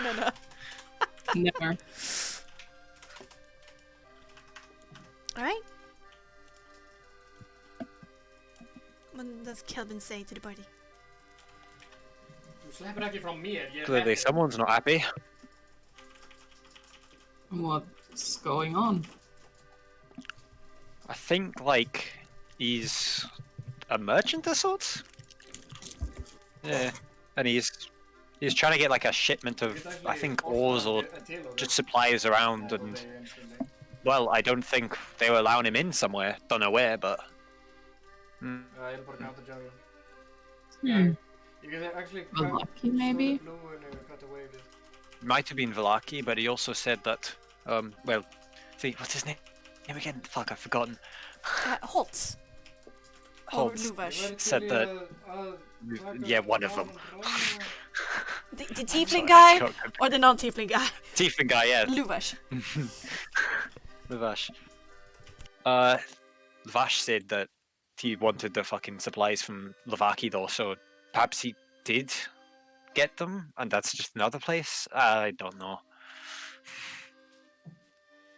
It didn't seem like of much, you know, stuff. It wasn't anything that special, I think.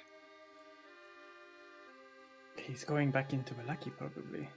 We could maybe try to ask and see if we can maybe find a way into Vallaki that way. And if it comes down to it, I might be able to sneak into his little cart and get taken inside the gates without his knowing. I think we might want to offer our help. Sure, of course. Yes. And if they don't have anything to first deal with, then I sneak into his cart. If all else fails, there's always that tunnel. But it's so dirty, Asmunda. She looks at him like, really? Calvin's gonna look at him disappointingly. Got like the puppiest of eyes towards Aspida. That's your concern. Eliria just pats Nix on the shoulder. It's like, I'm sure it won't come to that. Mm-hmm. Eliria, why don't you go talk to him? He seems like a nice kind of guy. Why me? I thought you were like the charming sort of guy. I am when it comes to anyone other than the people in Velaki. So you've got this, and he pats her on the back and casts guidance. What about Asphodel? She's so calm and reasonable, and apparently I she's believe in you, Eliria. If you don't believe in yourself, at least I have faith in you. So go. Would you like me to just stand behind you? I'll be fine. I can do this. She just walks off. That's the spirit. All right. So fast. Illyria is heading forward to 10. I feel like there might be 2 moody teenagers in this camp.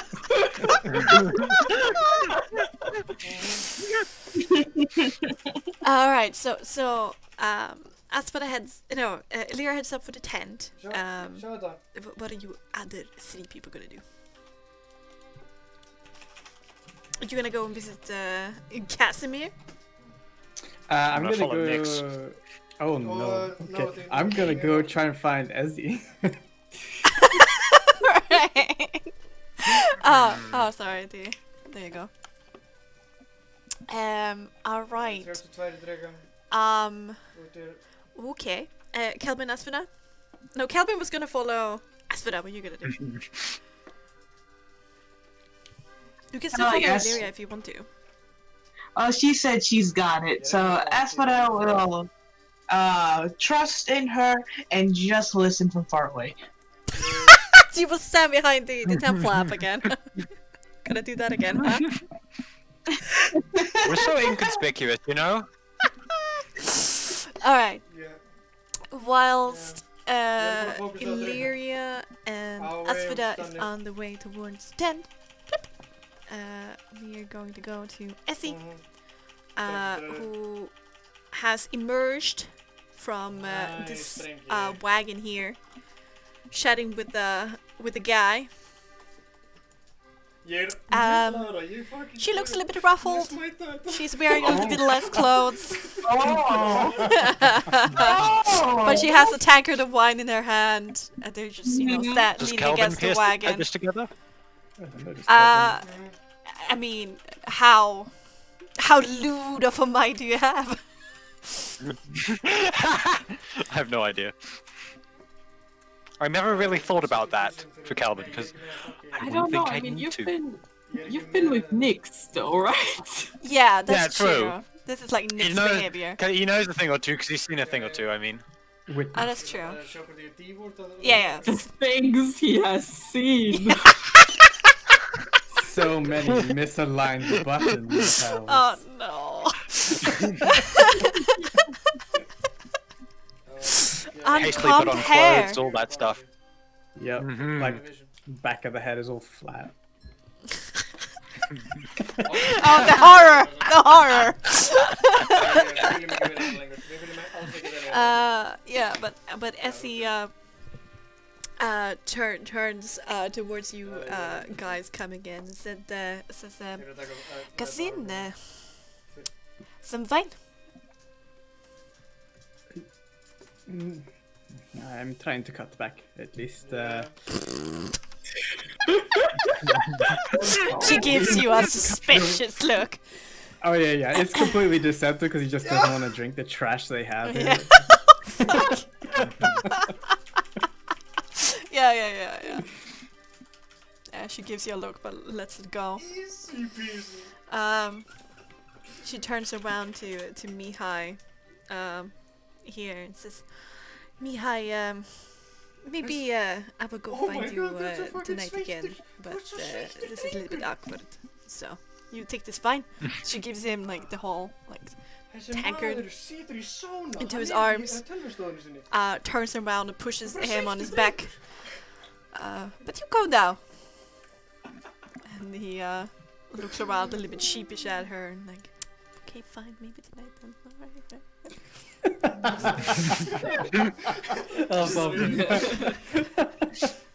I just want to cuddle. We just stop it now. Cuddle. Feel bad now.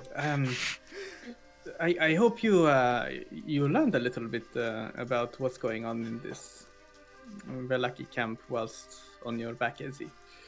Holy shit, damage for Holstein. First of all, I was on top. Second of all, Of course she I'm would. just gonna look at her like, we wanted to know that, yeah. Oh, Utir, hallo. I don't mix business with pleasure. Want altijd snugger. I mean, it's all the same, really, to a Velaki, is it not? But he was kind of tasty. Hoppas In a young, naive kind of way. Nej, okej, han stannar bara förut. Ja, okej. It's good to spread your wings occasionally. I mean, foster new ties between the Velaki camps. It's very diplomatic of you. Om man hoppar tillbaka i lobbyn. But whilst you were doing that, Eliria seems to have just come across some interesting information that might be relevant to our next steps. And so I was wondering, what are your intentions? Are you happy to stay around here for a while, or do you want to see how far this journey goes with me? She gives you a weird look. And then she says, honestly, every moment I waste here, I feel like Richten can be in trouble. He was so distraught when he was told the truth, the news. I fear that he's throwing his life away, and I feel like I need to repay him. And I don't, honestly, even though that one Mihai was kind of cute, I don't really feel welcome here anymore. I think as soon as I've rested up, I will head to Richten's tower, see if he's back there. I don't know where else to look. Oh, where exactly is this tower? I don't think you actually said. Oh, it's west of here. Halfway to the road to Kresk. Oh, okay. Well, that makes sense. I mean, well, Eliria's information points us westward towards Kresk. So if it's along the way, we can perhaps, deal with that too. Were you not heading into Valaki? Oh, I mean, maybe. That's what Eliria and Aswado, I think, are working on the moment, but, Come down, I think I'm already on my way. I can't waste any time. I agree. I think whilst we can do our best to, smooth the silks with Luvash and his animosity towards me, if the others can manage to find Arabelle, at least that way, maybe he will feel more optimistic, and I don't know, maybe there's something here that you want to give us for our journey ahead. If you find Arabelle, Luvash will kiss the ground that you stand on. I doubt that. I really do. True, but metaphorically. At least I can, not me really. I mean, unless I can disguise myself or sneak in, but our group will help me, which I feel like a burden of, but if they can resolve this, then maybe we'll be a little bit better off going forward. I think so too. I think for you guys heading into Valaki might be a good thing. There's also a lot of shops if you're low on supplies. I think we just need to get a little bit of fire under our butts. I mean... And those blue ravens? Also Also some city. in Valaki, we everything points into Valaki, at least for the time being. But I can help you get ready, and we can do some preparations for the road ahead.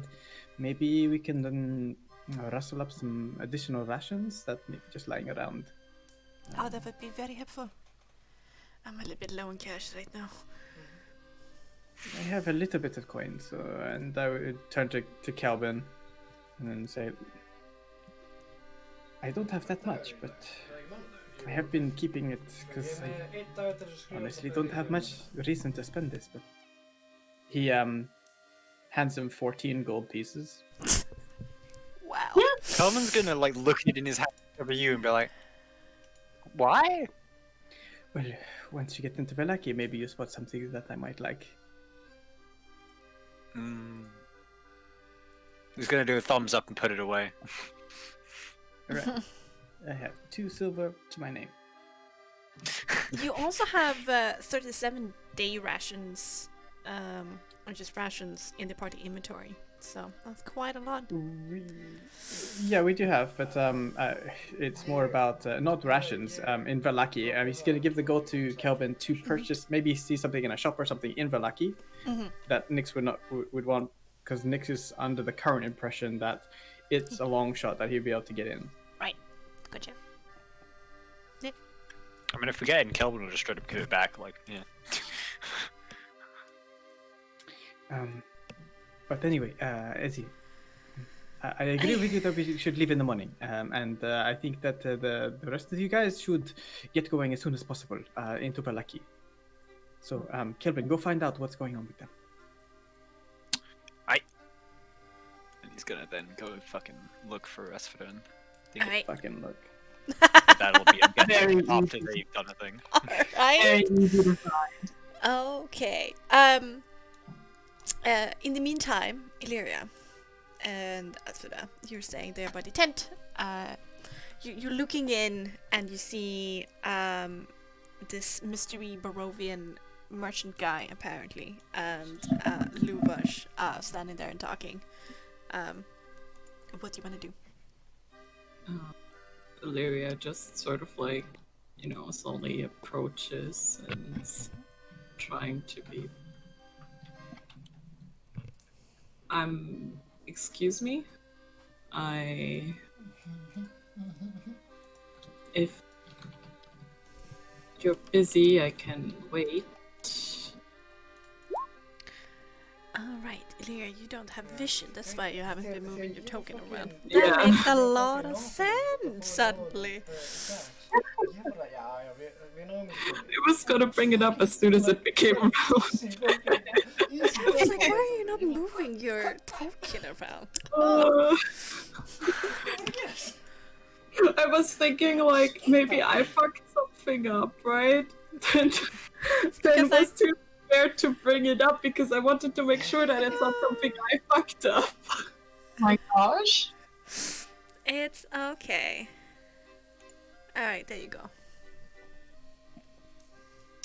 Now you should be able to see. Thank you. Alright. Actually, since we've been going for 2 hours there, before we approach these guys and talk to them, let's have a quick break. Woohoo! Yeah, I gotta go get me some water. Yeah, go and I get need, yourself some water. I need to get some food. I'm gonna go and get myself a glass of wine. We ate pretty late today, and I was like, oh no, it's fine, I'll grab something during the break when my parents asked me, but like, aren't you playing Oh, do you want a today? beer? Okay. Oh, And God. for some reason, my dad was just sort of like blown away by the idea that we're like actually taking a break in a 3-hour session, like 3-4 hour session. Like, yes, we do take breaks. I have acquired the water. I'll be right back. I.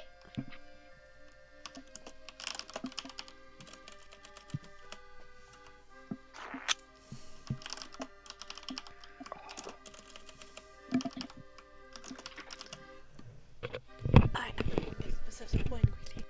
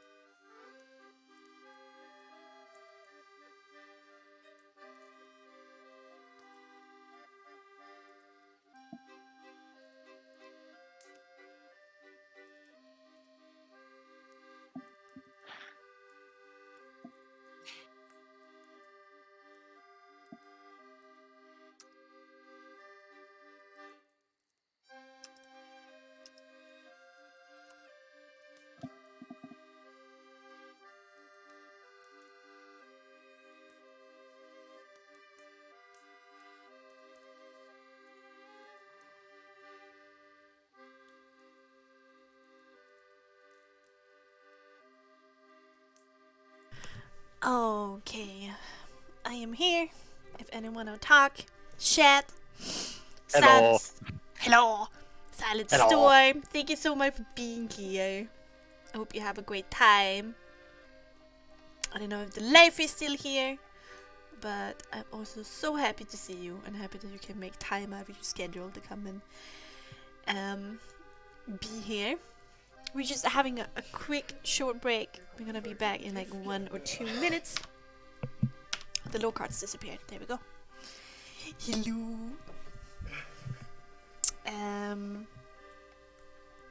For those who are just joining us, we are playing Curse of Strahd, but it's been slightly modified, so I'm calling it Curse of Mother Mystery instead, because I've done some changes to the story. And we're also playing in Frostmark instead of D&D, which is an overhaul of D&D that I have created, that I'm looking to kickstarter very soon. So excitement. If you like what you see, like what you hear, interested in Frostmark, send a message in chat. That is so fucking cursed. Say hello to the community. How you doing this fine Monday? I am slightly in pain because Yoey dragged me to the gym yesterday. We did some kettlebell exercises. The fuck is that? Well, you know, there's like a round weight that has a handle. Oh, it's those. Yeah, on like one side, so you can go down into like a squatting position and then have it underneath your legs, and you can swing it up and you stand up and you swing Oh, it down, that's go into not a fun. squat, go up again. I also did the kind of squat where it's a pushing squat where you have the kettlebells like in your hands, and you could go down into a squat, and when you go up out of the squat, you push the kettlebells above your head. Oh, my back. Oh, my legs. And then I also ran for 25 minutes, you know, before that. So, that's an oof moment. So I'm a little bit sore today. A little bit is an understatement, I'd say. Yeah, I woke up a little bit too late because I was just dead in bed a little bit too long. So I got a little bit stressed about all the things I needed to do today, but seeing how, you know, how slow you guys are, I don't know why I worry every time. I'm sorry. No, it's not slow or fast doesn't have to be good or bad, right? My brain is slow, just overall, so... yeah. I'm technically back now. I'm just gonna mute myself again. Alright. I am back. Welcome back. I want you guys to take the time if you want to. Like, if you want to stay in roleplay, then like, having just a little conversation, then do so. It's what I like.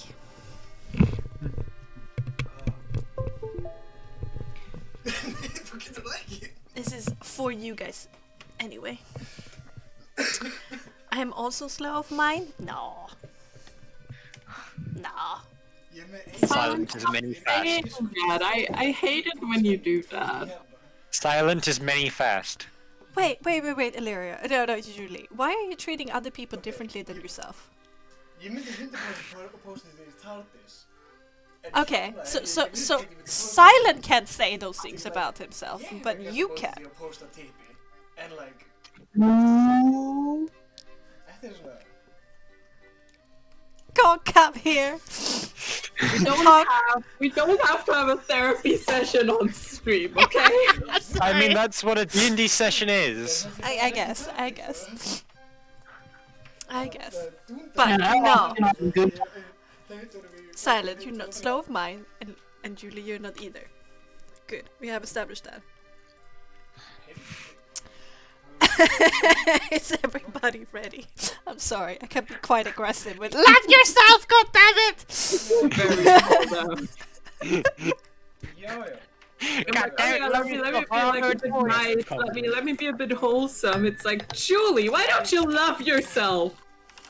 Yeah, exactly. Yeah, Julie, why don't you do it, huh?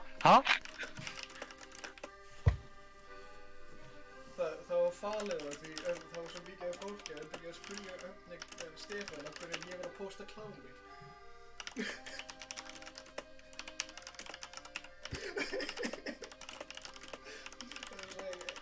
Það var að kynna og þegar það hefði ekki nýju fólki á hverjum degi og hvert einast mannski var að spyrja Stefán hvað fokkar mér að gera þetta? Sorry. Af hverju mynda Fuck! Okay. So everybody ready? Yes. Yes. How do you approach? So she just sort of like carefully and like approaches. And I mean, you can't really knock on a 10. No. So it's just like, excuse me, I hope I'm not interrupting anything. They turn towards you, both of them, and Luvash nods and at the outsider, and the Barovian sees you. His eyes widen a little bit, goes down into a bow, taking your hand, kissing it. Greetings, my lady. You are of noble birth, no? You exude it. I am. She's like, she tries to be polite, but she's just the littlest bit weirded out by this. Don't worry. Let me introduce myself. I must apologize. Vasily von Holtz. Once upon a time, my name would have meant something in these parts, but my family lost most of their lands, and it's just a name nowadays. But I was brought up right. Pleasure to meet you. Lady Eliria Feathermore, and she just like gives him a smile. I was right then. You were, although I'm not sure I really exuded, but very, very flattering.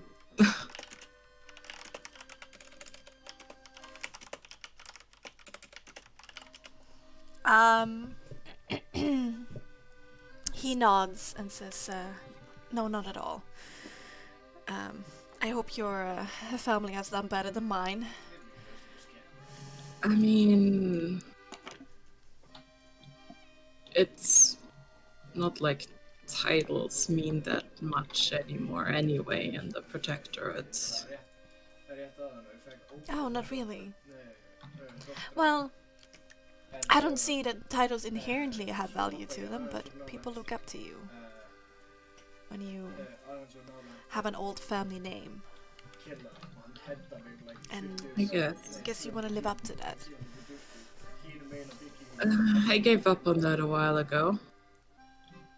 That is a shame. Luvash clears his throat. As we were saying. Oh, yes. Apologize, Luvash. I got a bit lost.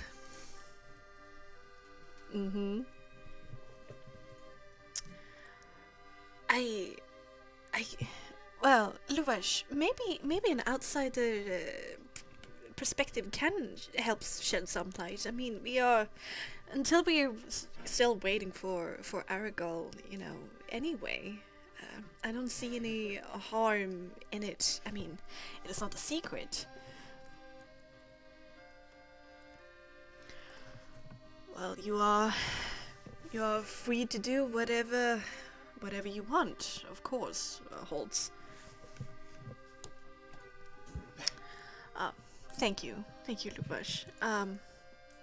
I have a bit of a predicament, my lady.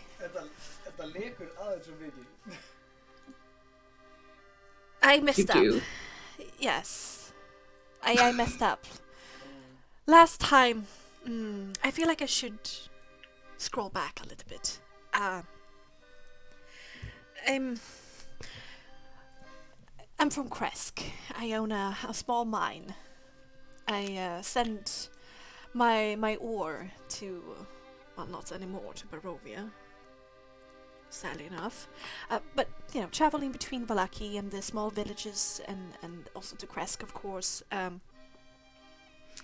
But the Baron,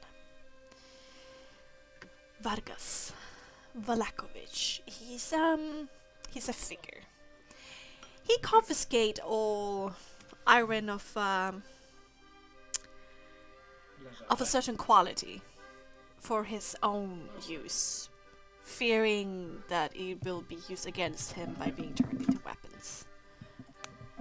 And I frankly is just trying to bring ore in for the blacksmith and the stockyard, our sex stockyard, and Pearson, the local blacksmith. The town is missing some resources that is needed for the tools and hammers and horseshoes and whatnot. And I accidentally tried to smuggle in ore of a little bit too high of a quality last time. And now, when I do bring iron that is only good enough to make tools, they won't let me in. But it's my trade. The money, of course, I have all those miners I need to pay, my family, and then every time I come here to Vallaki, I always promise to bring Vistani some of the wares from the cities as they can't enter themselves, which is a crime. I tell you, a crime, and I can't see how Vargas can be so blatantly racist and get away with it.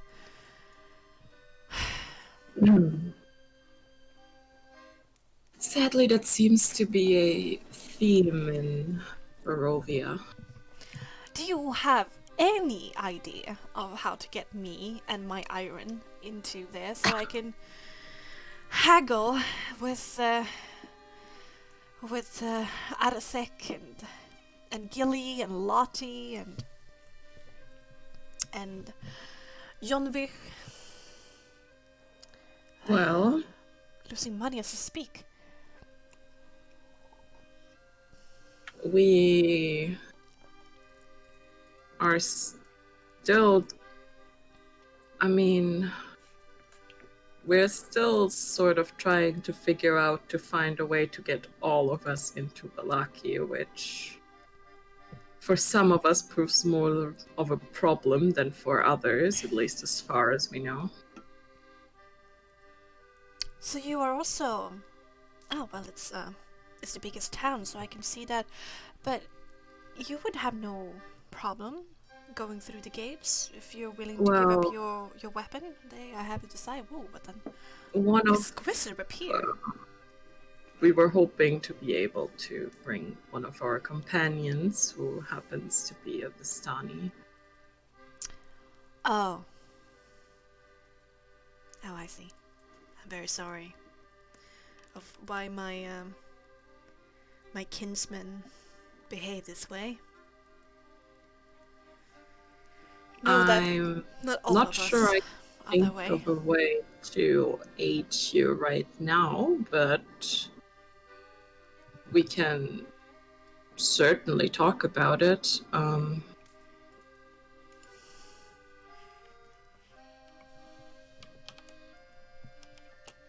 You said you were from Kresk, right? Not originally. Beres is where my family comes from. But we moved to Kresk after the catastrophe. Oh, I'm sorry,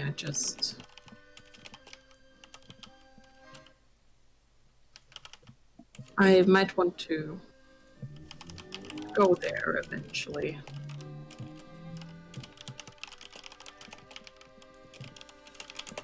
So you want to get your iron into Valaki. Yes, this time I promise I only bring what is legal. It's the townspeople really need it. And I need it. Everyone benefits. I don't understand why the Baron has to be so stubborn about this. I mean, he's an old name. I'm an old name. Does this guy seem like there's like some like shady business going on, or is he Let's just make a fucking weirdo? empathy composure. Like, And ask for the listening. Tell that this guy is like earnest in his attempts. Like he's honest. like I don't know why, but everything in me screams not to trust this guy. You feel like he's gonna backstab you? Or another.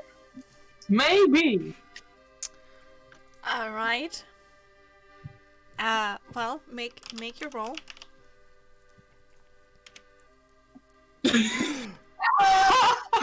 Wow! What? Both of you critted? What the fuck? Flex! See right through him. Well. Well. Okay.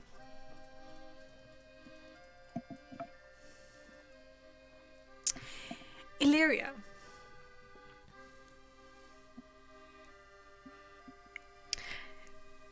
You feel like it is earnest that he wants to help the Vistani. Whenever he spoke of that, he was very, very earnest of like wanting to help bring them supplies. He is seriously irritated at the racism, and he obviously doesn't seem to hold the Baron in very high regard, the Burgomaster, which is also Baron.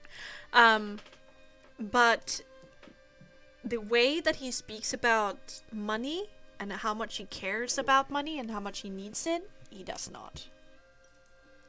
He doesn't seem to care about the money, actually. Asphodel, you do notice all of this. You do also notice that he is enamored by Eliria. As she thought. He's trying to hide it, but he's obviously a bit stricken. Dumbstruck. Love struck. Yes. You straight up simping. oh god. My dude, I feel like if you get too close to Eliria, you might have a problem. You feel like Apple is just hanging out in this corner, not revealing herself, because she knew something like this might happen. Right.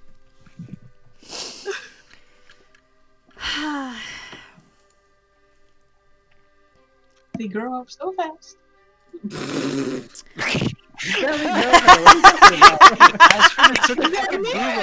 fucking child. She acts like a teenager occasionally, but she's an adult, I swear. Yeah, I but mean, Eliria, adult physically, teenager mentally. you are quite dense when it comes to these kind of things, and you don't think of yourself this way, so you don't notice. You just think that he's just polite. The DM said it, so you have to agree with it now. You're a dumbass. Okay, I guess Eliria is dense. A little Thick bit, in the yeah. head. You know what? That's actually fair. Yeah. As I thought. She's like,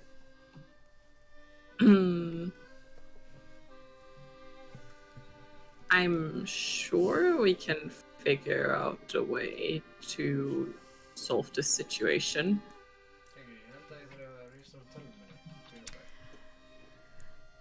Luvash, but when is Arigato returning? I feel like if we can use his head, maybe we could find a way through the situation.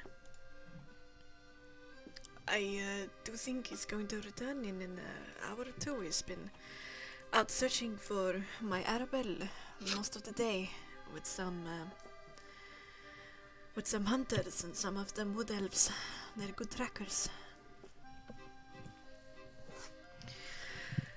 Alright, well, it's been a long journey from Kresk, and it's been a long time standing outside of the gates in the toll and being questioned and interrogated for hours. So I think I am going to go and find some wine and some food and sit down for a while, and then maybe we can rendezvous when Aragel returns. Oh god. I mean, Eliria doesn't know that this guy, but she knows that she wants to talk to this guy, so she's like, mind if I accompany you? I'd like to maybe talk a bit more. Finally something to brighten my day. Luvash, if you excuse me.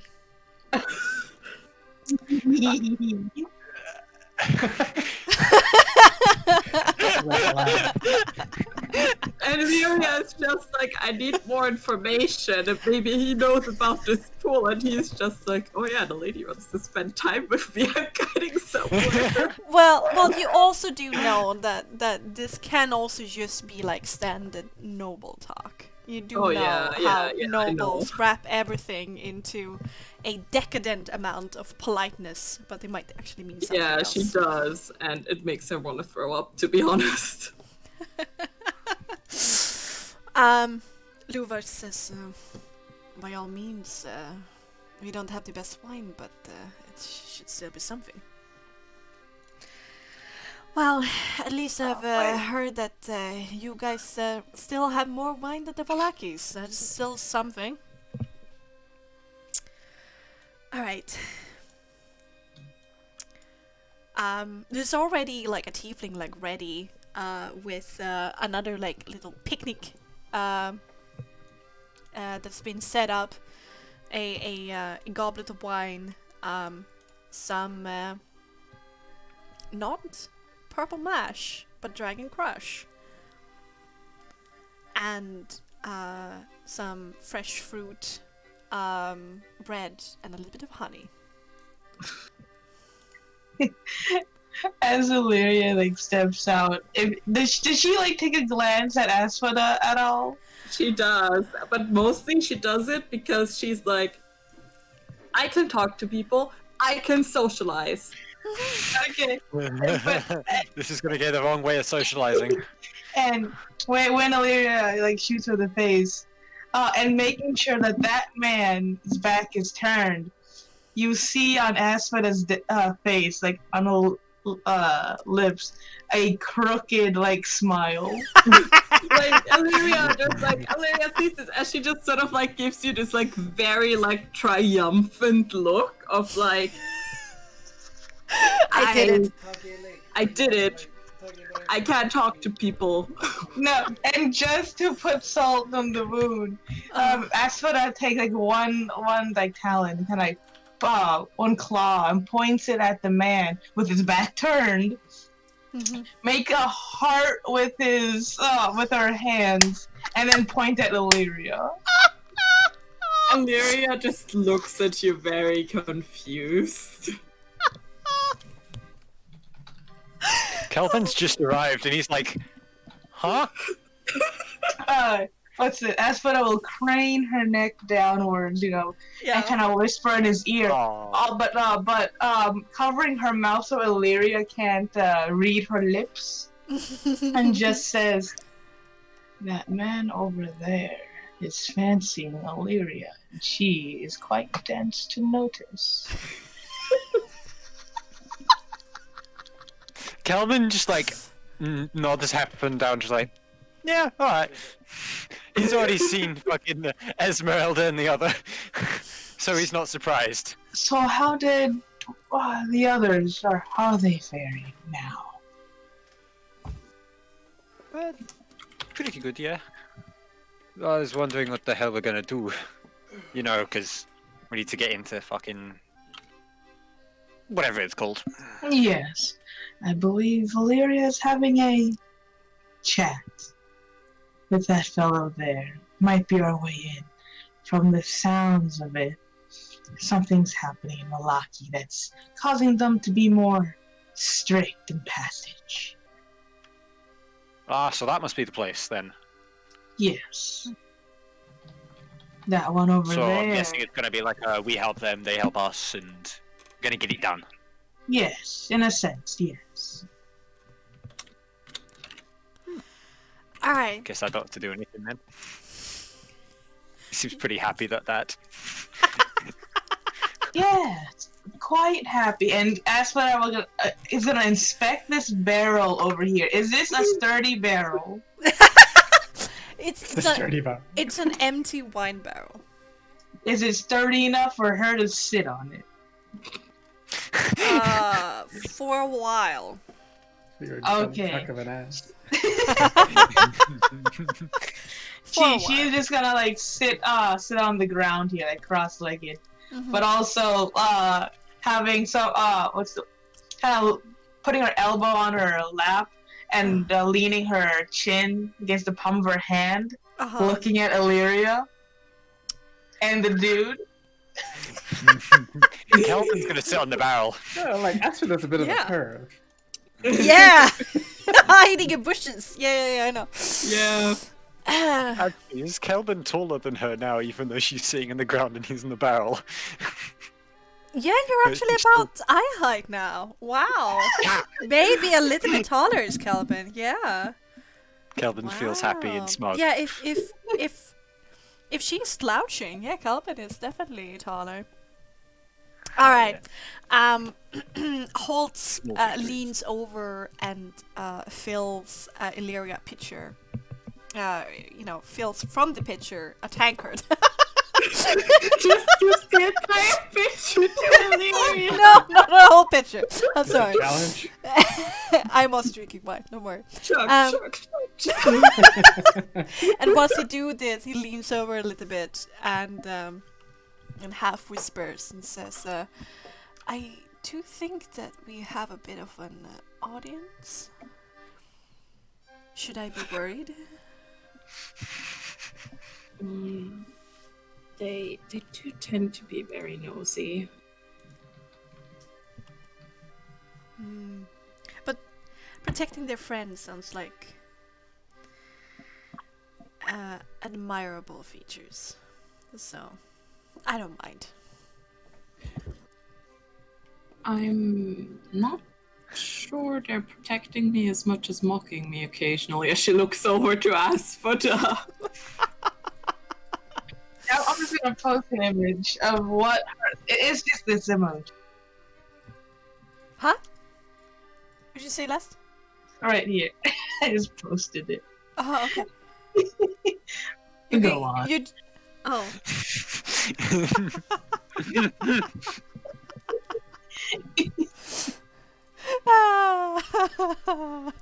Alright.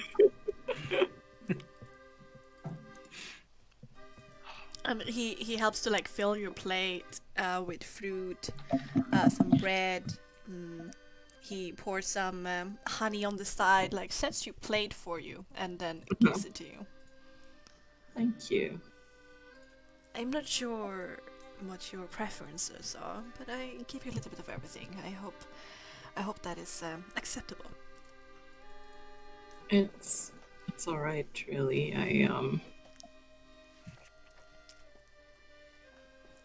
The only thing I draw the line at is bad sausage. She just says that with a straight face. He furrows his brow. Okay. She's like, I have been on the road with that weird gnome over there for a while. To be honest, it doesn't sound that pleasant. Not the company, but talk about bad sausages. I mean, Wow. I hope I'm not disappointing you or anything. Disappointing me. Well, we have just met. Whatever could you do that would disappoint me, my fair lady? Well, I'm not sure I still got that whole noble act down. And she just gives him a smile.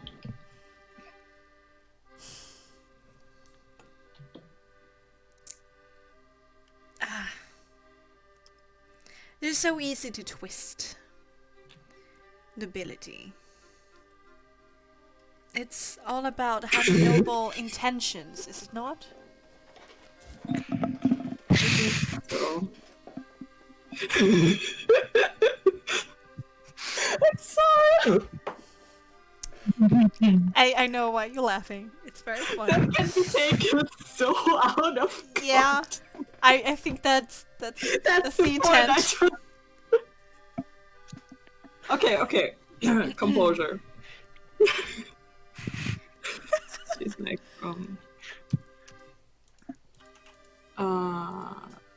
so I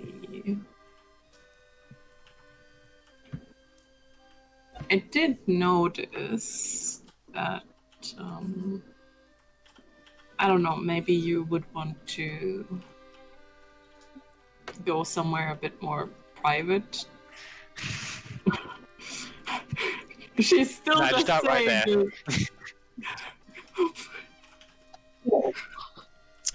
Like, she's just saying this because she wants to confront him about him not being entirely truthful, right? He was just in the act of drinking some wine, and some of it is like stuck in his throat, and he coughs a little bit. I'm sorry. He gives you like a credulous look. Oh, well, and he glances towards Aspen and Kelvin, who are like obviously just watching them. And Aspen kind of like, craning her neck closer to Kelvin, like, oh. Kelvin's gonna be like, put his lips like, And he says, well, if I'm able to eat and talk whilst having this private conversation with you, I would be satisfied. Okay. Let's just head down the hill a little bit over here. He says, That and sounds like a great scoops idea, up and the she just like pitcher. shoots Asphoda like a glance, like. Take some extra food on you guys' plates. Take his plate, his tankard. You guys head down the hill a little bit. Aspen just gives Eliria like 2 thumbs up. The question is, what does Asphoda think they're doing now? That's a good question. shagging probably. Aspen is really just messing with Eliria at this point. Yeah. Alright. Asphoda at this point is just Illyria's big sister.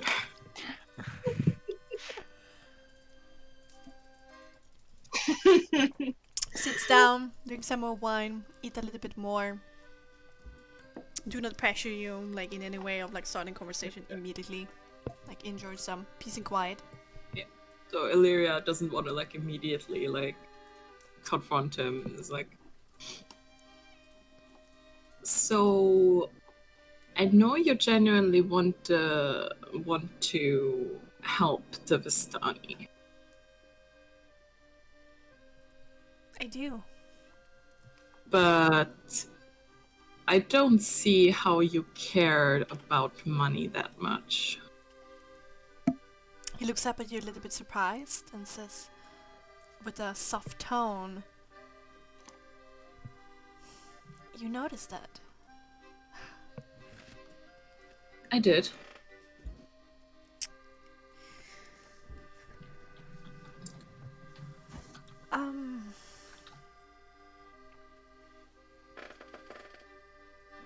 How can I say this? My family has a lot of money. Even if we lost a land's many of our members, there was still quite a lot of gold in my inheritance. It's just that traveling around in Barovia, doing things with good intentions and only that reason makes people suspicious.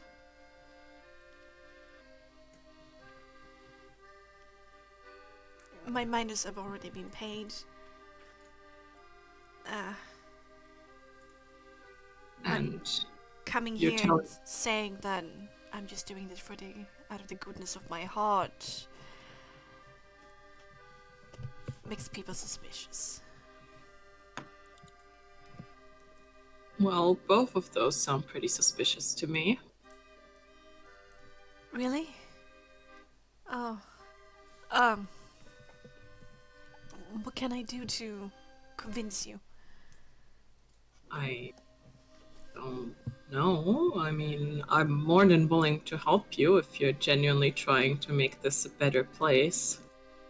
Gods, this place needs it. It's just... It's decaying. It's slowly dying. And my whole life I've just seen it slowly wither away.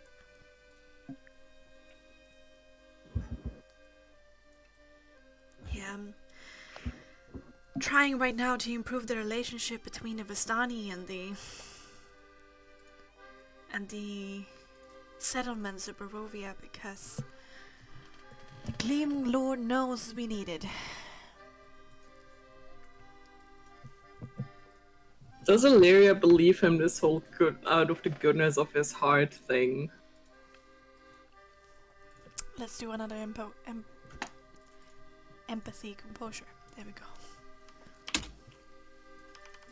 She does. What do you immediately assume that she does? I don't know. Hey, let me be the one to tell you. She's the DM. She's the one in control. Yeah, how Sometimes. dare you to assume? No, I'm just kidding.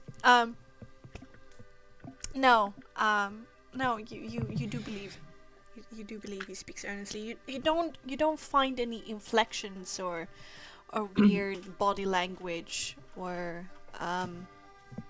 eye movement or anything that seems to indicate that there's more to what he says. Okay. Right now, at least. As for that, I could use you over here. Oh god. You were the one who wanted to speak. Alone. Oh yeah, she was like, okay, this guy might have something shady going on. Mm-hmm. But she's just like, I mean, that's very noble of you. I'm trying. Honestly, I'm trying. It's been a hard couple of years.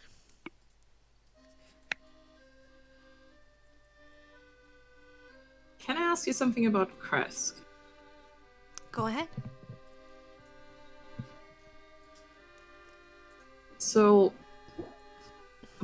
I heard that apparently there's some sort of pond there that's supposedly holy or something. Oh, that.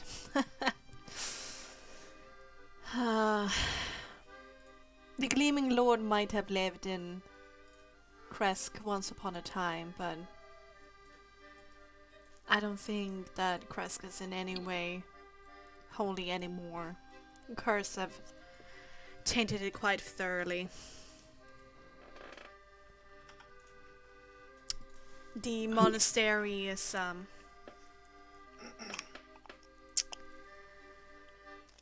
well, let's just say the monastery is not what it used to be. And the pond is just a pond. We Barovians try to hold on to these old stories as much as possible and ignore what actually could help us at this moment, which is, for once, having good relationships with the Vistani and allowing better trade and not acting like that Cantimir bastard. He is a bastard. I see you already met him. Unfortunately, yes. Shakes his head. We had to do business with him, and I made sure to tell him where to shove his gold coins.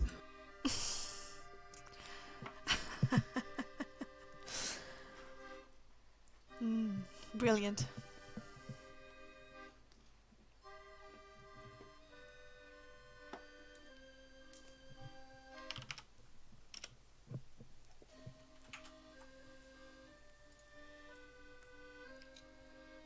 You eat some more, you drink some more. Do you have some more Yeah. questions for him? You just enjoy his presence. After maybe some time later, it's just like, is there anything else you might be able to tell me about this place?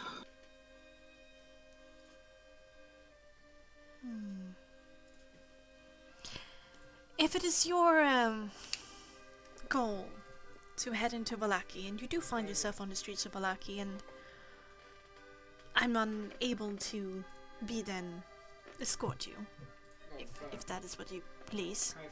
I'm in town for some time if I do get in. Be careful with the political climate. Is there a problem in Vallaki? Problem is understating it. The Baron Vargas is paranoid to a fault. You cannot do and say everything you normally could. Be very careful. What is he paranoid of? Might be good to know as to not immediately cause trouble there. From what I understand, two things. One, somebody taking the power from him, as in I am unable to bring in war to anybody else than him that is of a certain quality. Quality good enough to make weapons and armor with. Okay, let's fucking And two, Strad von Zarovich. He's definitely afraid of him. Any mention, any sign of support either disappears and then acts differently when they come out, or is just hanged from the gallows. Oh. Be very careful of how you talk about Strad von Zarovich. Well, I don't think I have anything good to say anyway.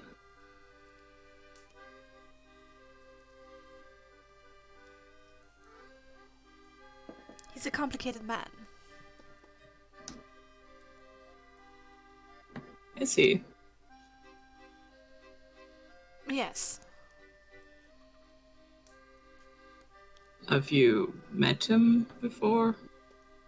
I have.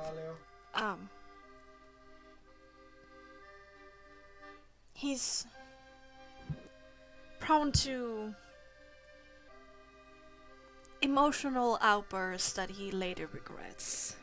And the depression and loneliness has made him quite hardened.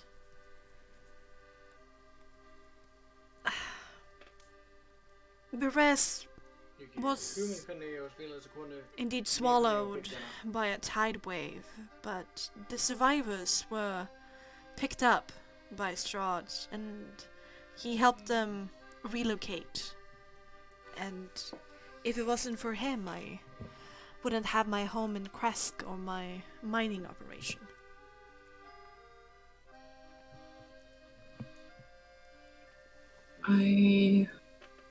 I guess that is one way to see him, And you do want to revitalize this land just as I do. Maybe if you could just get more people in, more trade, more brilliant people, maybe this land can beat out back the curse and flourish once more.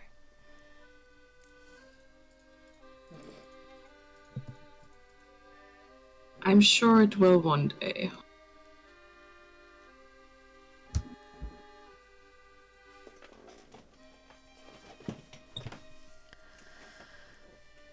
You finish your food and you head back to the middle of things. Yeah.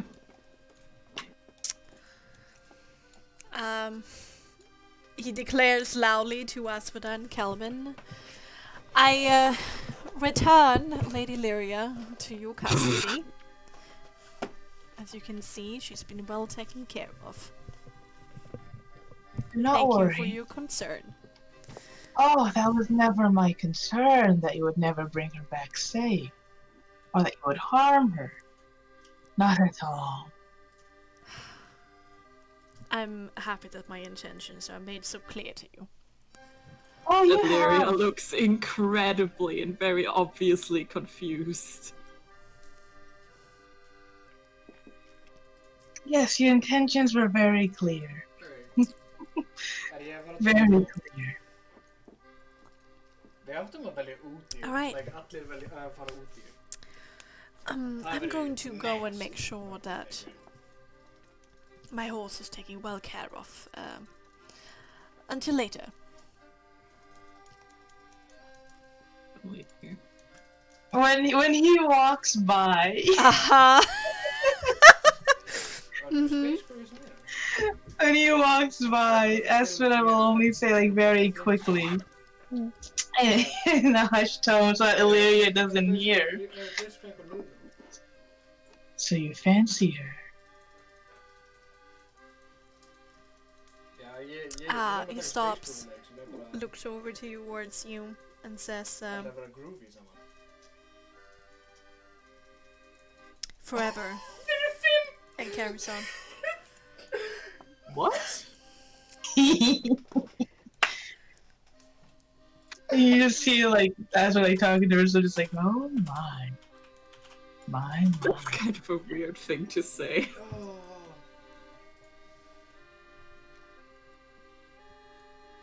All right.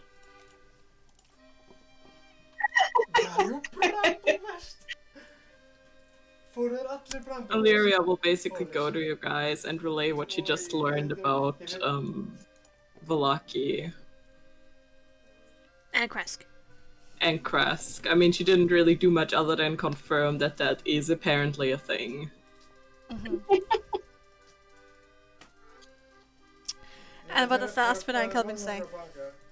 Oh, so a man is paranoid. Well, if he does decide to put harm on you, I guess, suppose that you have a trump card. Being that, should any hair on your head be harmed by anybody else, well, that man will be in for a surprise. I guess. I mean, Strahd is also a very touchy subject, apparently. Seems to be like that for everyone around here. Well, Indeed. he says that everybody who sympathizes with Strahd gets in trouble, anything like that, but I'm not sure what he would do if he knew that I am important to him, although he seems to be afraid of Strahd. I think everyone's afraid of him, to be honest. He's quite a scary guy.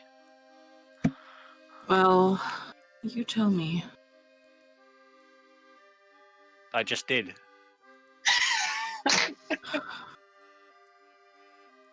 I never promised not to stab you. I never thought you would. He's now looking slightly scared. Oh, He doesn't want to get stabbed. It's simply her overreaction because she's embarrassed. That's all. It's a So she isn't gonna stab me. No, Why would she's I be not. embarrassed? It's an empty threat. Hey, I'll show you empty threats. Oh, is that so? You may try. Hey, I don't want to get stabbed, alright? No, you won't be the one getting stabbed, Kelvin. No. Oh, so you're getting stabbed. Alright, that'll be fun to see. Well, I certainly won't mind it. It's only Eliria, and I trust her. Eliria just sighs.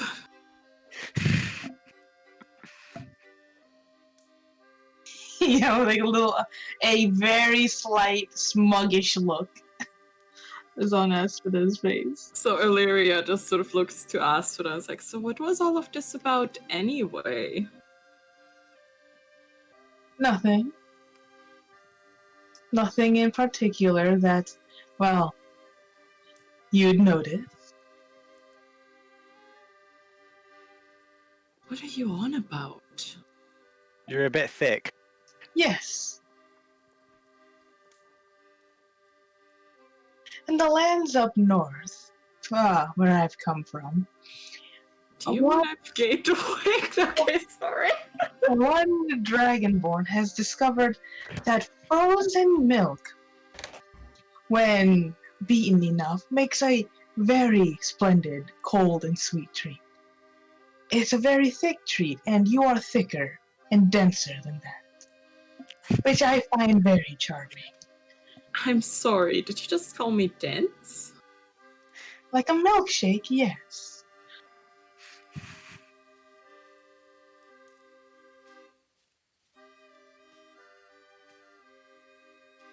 Illyria doesn't know what to say and just wanders off and gets herself some wine. Alright, Eliria, you're a little bit Kelvin's gonna inebriated by put his now. hand up for a high five. Oh god. Just gonna like, yes, high five. Alright. You are Look at slightly them go. inebriated, Illyria. Är det fucking Just, you know. skryter och älskar att öppna roleplay och media så. Having wine for lunch, having wine with Halt, and now having wine. Yep. Yeah, at this point she's just like He trying wishes to forget. It's fine. She doesn't exactly know if she's embarrassed or annoyed, Both. but she knows that she's uncomfortable. Alright. You guys fool around for about an hour, and then sounds around the camp around dinner time erupts as a large party of some wood elves and Vistani emerge from the woods and join the camp. Skemmtileg Stefán, ég er að baka.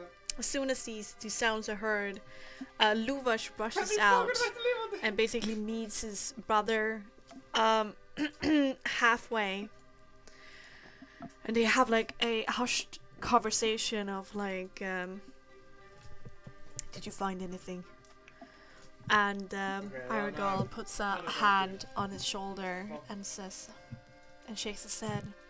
Þeir eru tveim levelum að öppna yfir okkur. I'm sorry, brother, but we will keep on looking.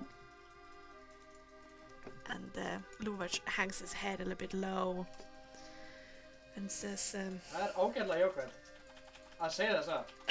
Þeir voru bara towerdæma með okkur núna. I will retire with some vine, Yeah, they brought if that's fucking- okay. Tók ekkert dæmis frá towernum. Þeir bara hlupu undir tower.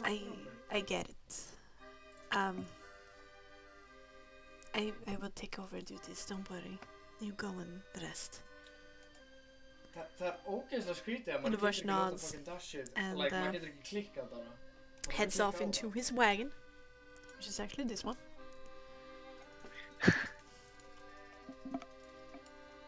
The wood elves like go off on their own, whilst the Vistani mingle in the camp.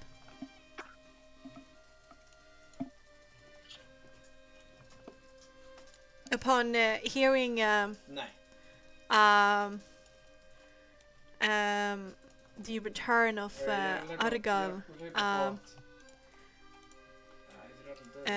Holt emerges once more, coming around the tent, walking past you, nodding to all of you, but beelining towards Argal. They nod towards each other, and Argal puts a hand on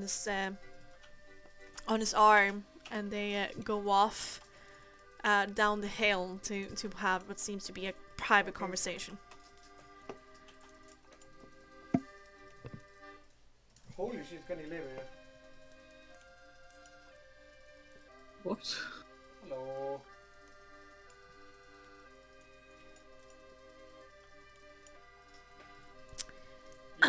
Jävla mycket jag pissar.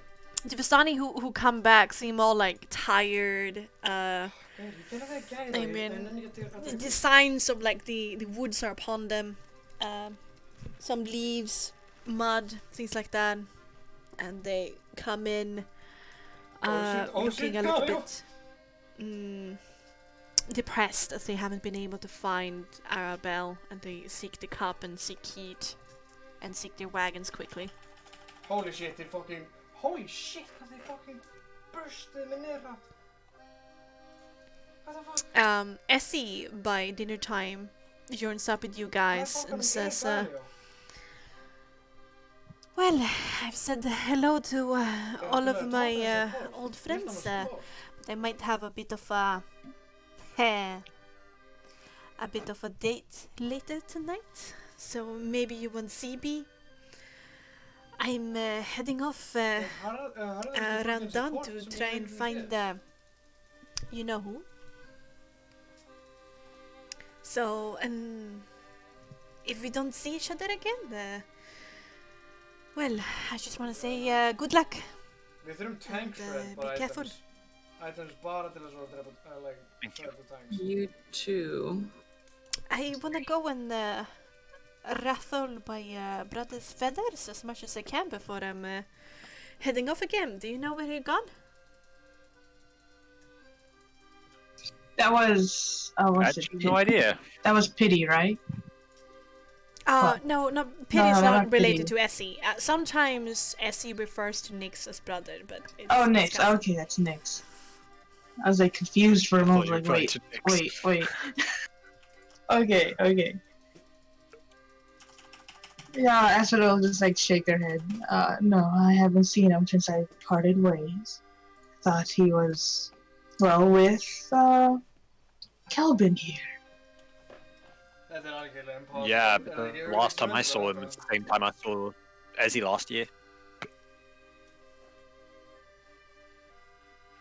Oh. So is... What? Nobody knows where he is of you three? No. Curious. Well, he hasn't come back. I thought he would. Curious. He might have found himself a lady for the night. I'm going to go and inspect who it is.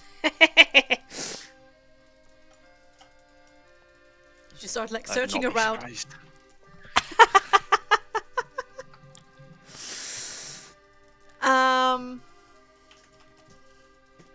And then after like 5 minutes or so, Aragorn and Holt's return, and Aragorn turns to you all and says, well, so I've heard that you are the outsiders joining us. That would be us, yeah. That would be correct. Well, welcome to the Vistani camp here in Vallaki. If there is anything I can do for you, just ask. But I've heard that you are in quite a predicament, that you want to get into Vallaki, and my good friend here, Vasily von Hotz, wants to do the same.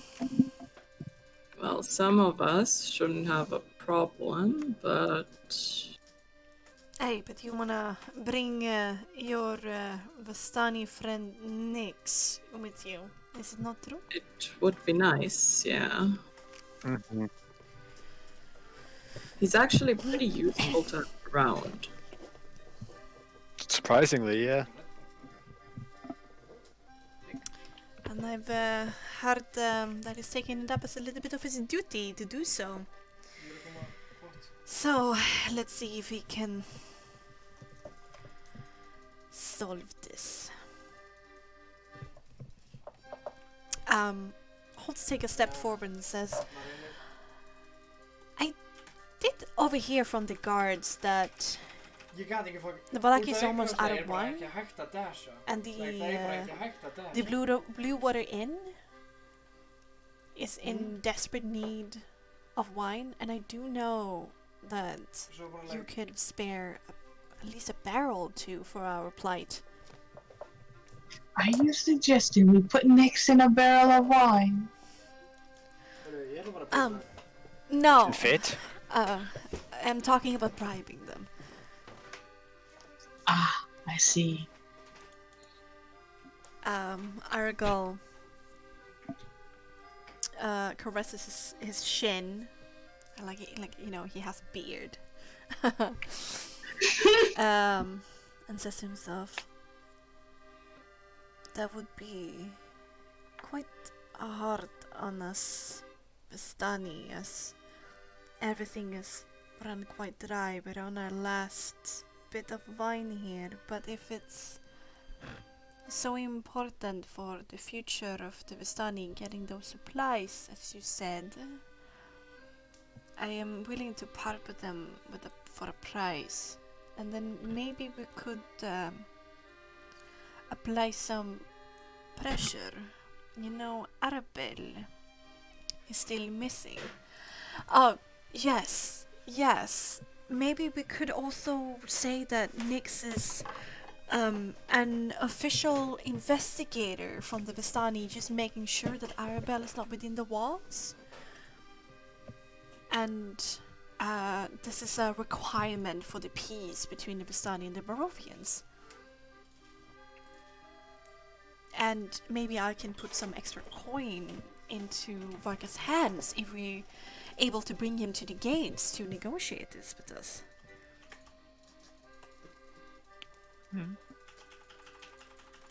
If we get some money for the vine, and we get somebody on the inside who is able to search for Arabelle, it would be acceptable by us.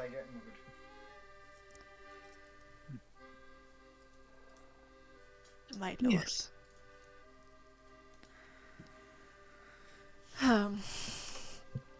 It's probably too late to do so today, but in the morning we can probably march up to the gates, show a bit of force, give off the money, the vine, call out Vargas, and maybe we could negotiate for Nix's passage. Would this be acceptable? That's the closest thing to a plan, I think.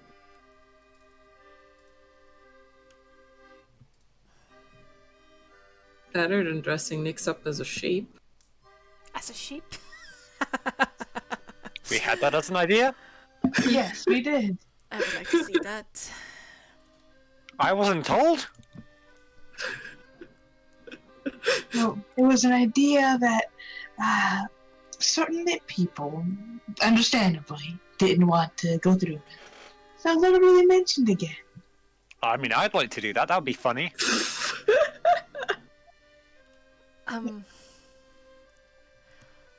Speaking of which, I would like to talk to Nix to prepare him for his role.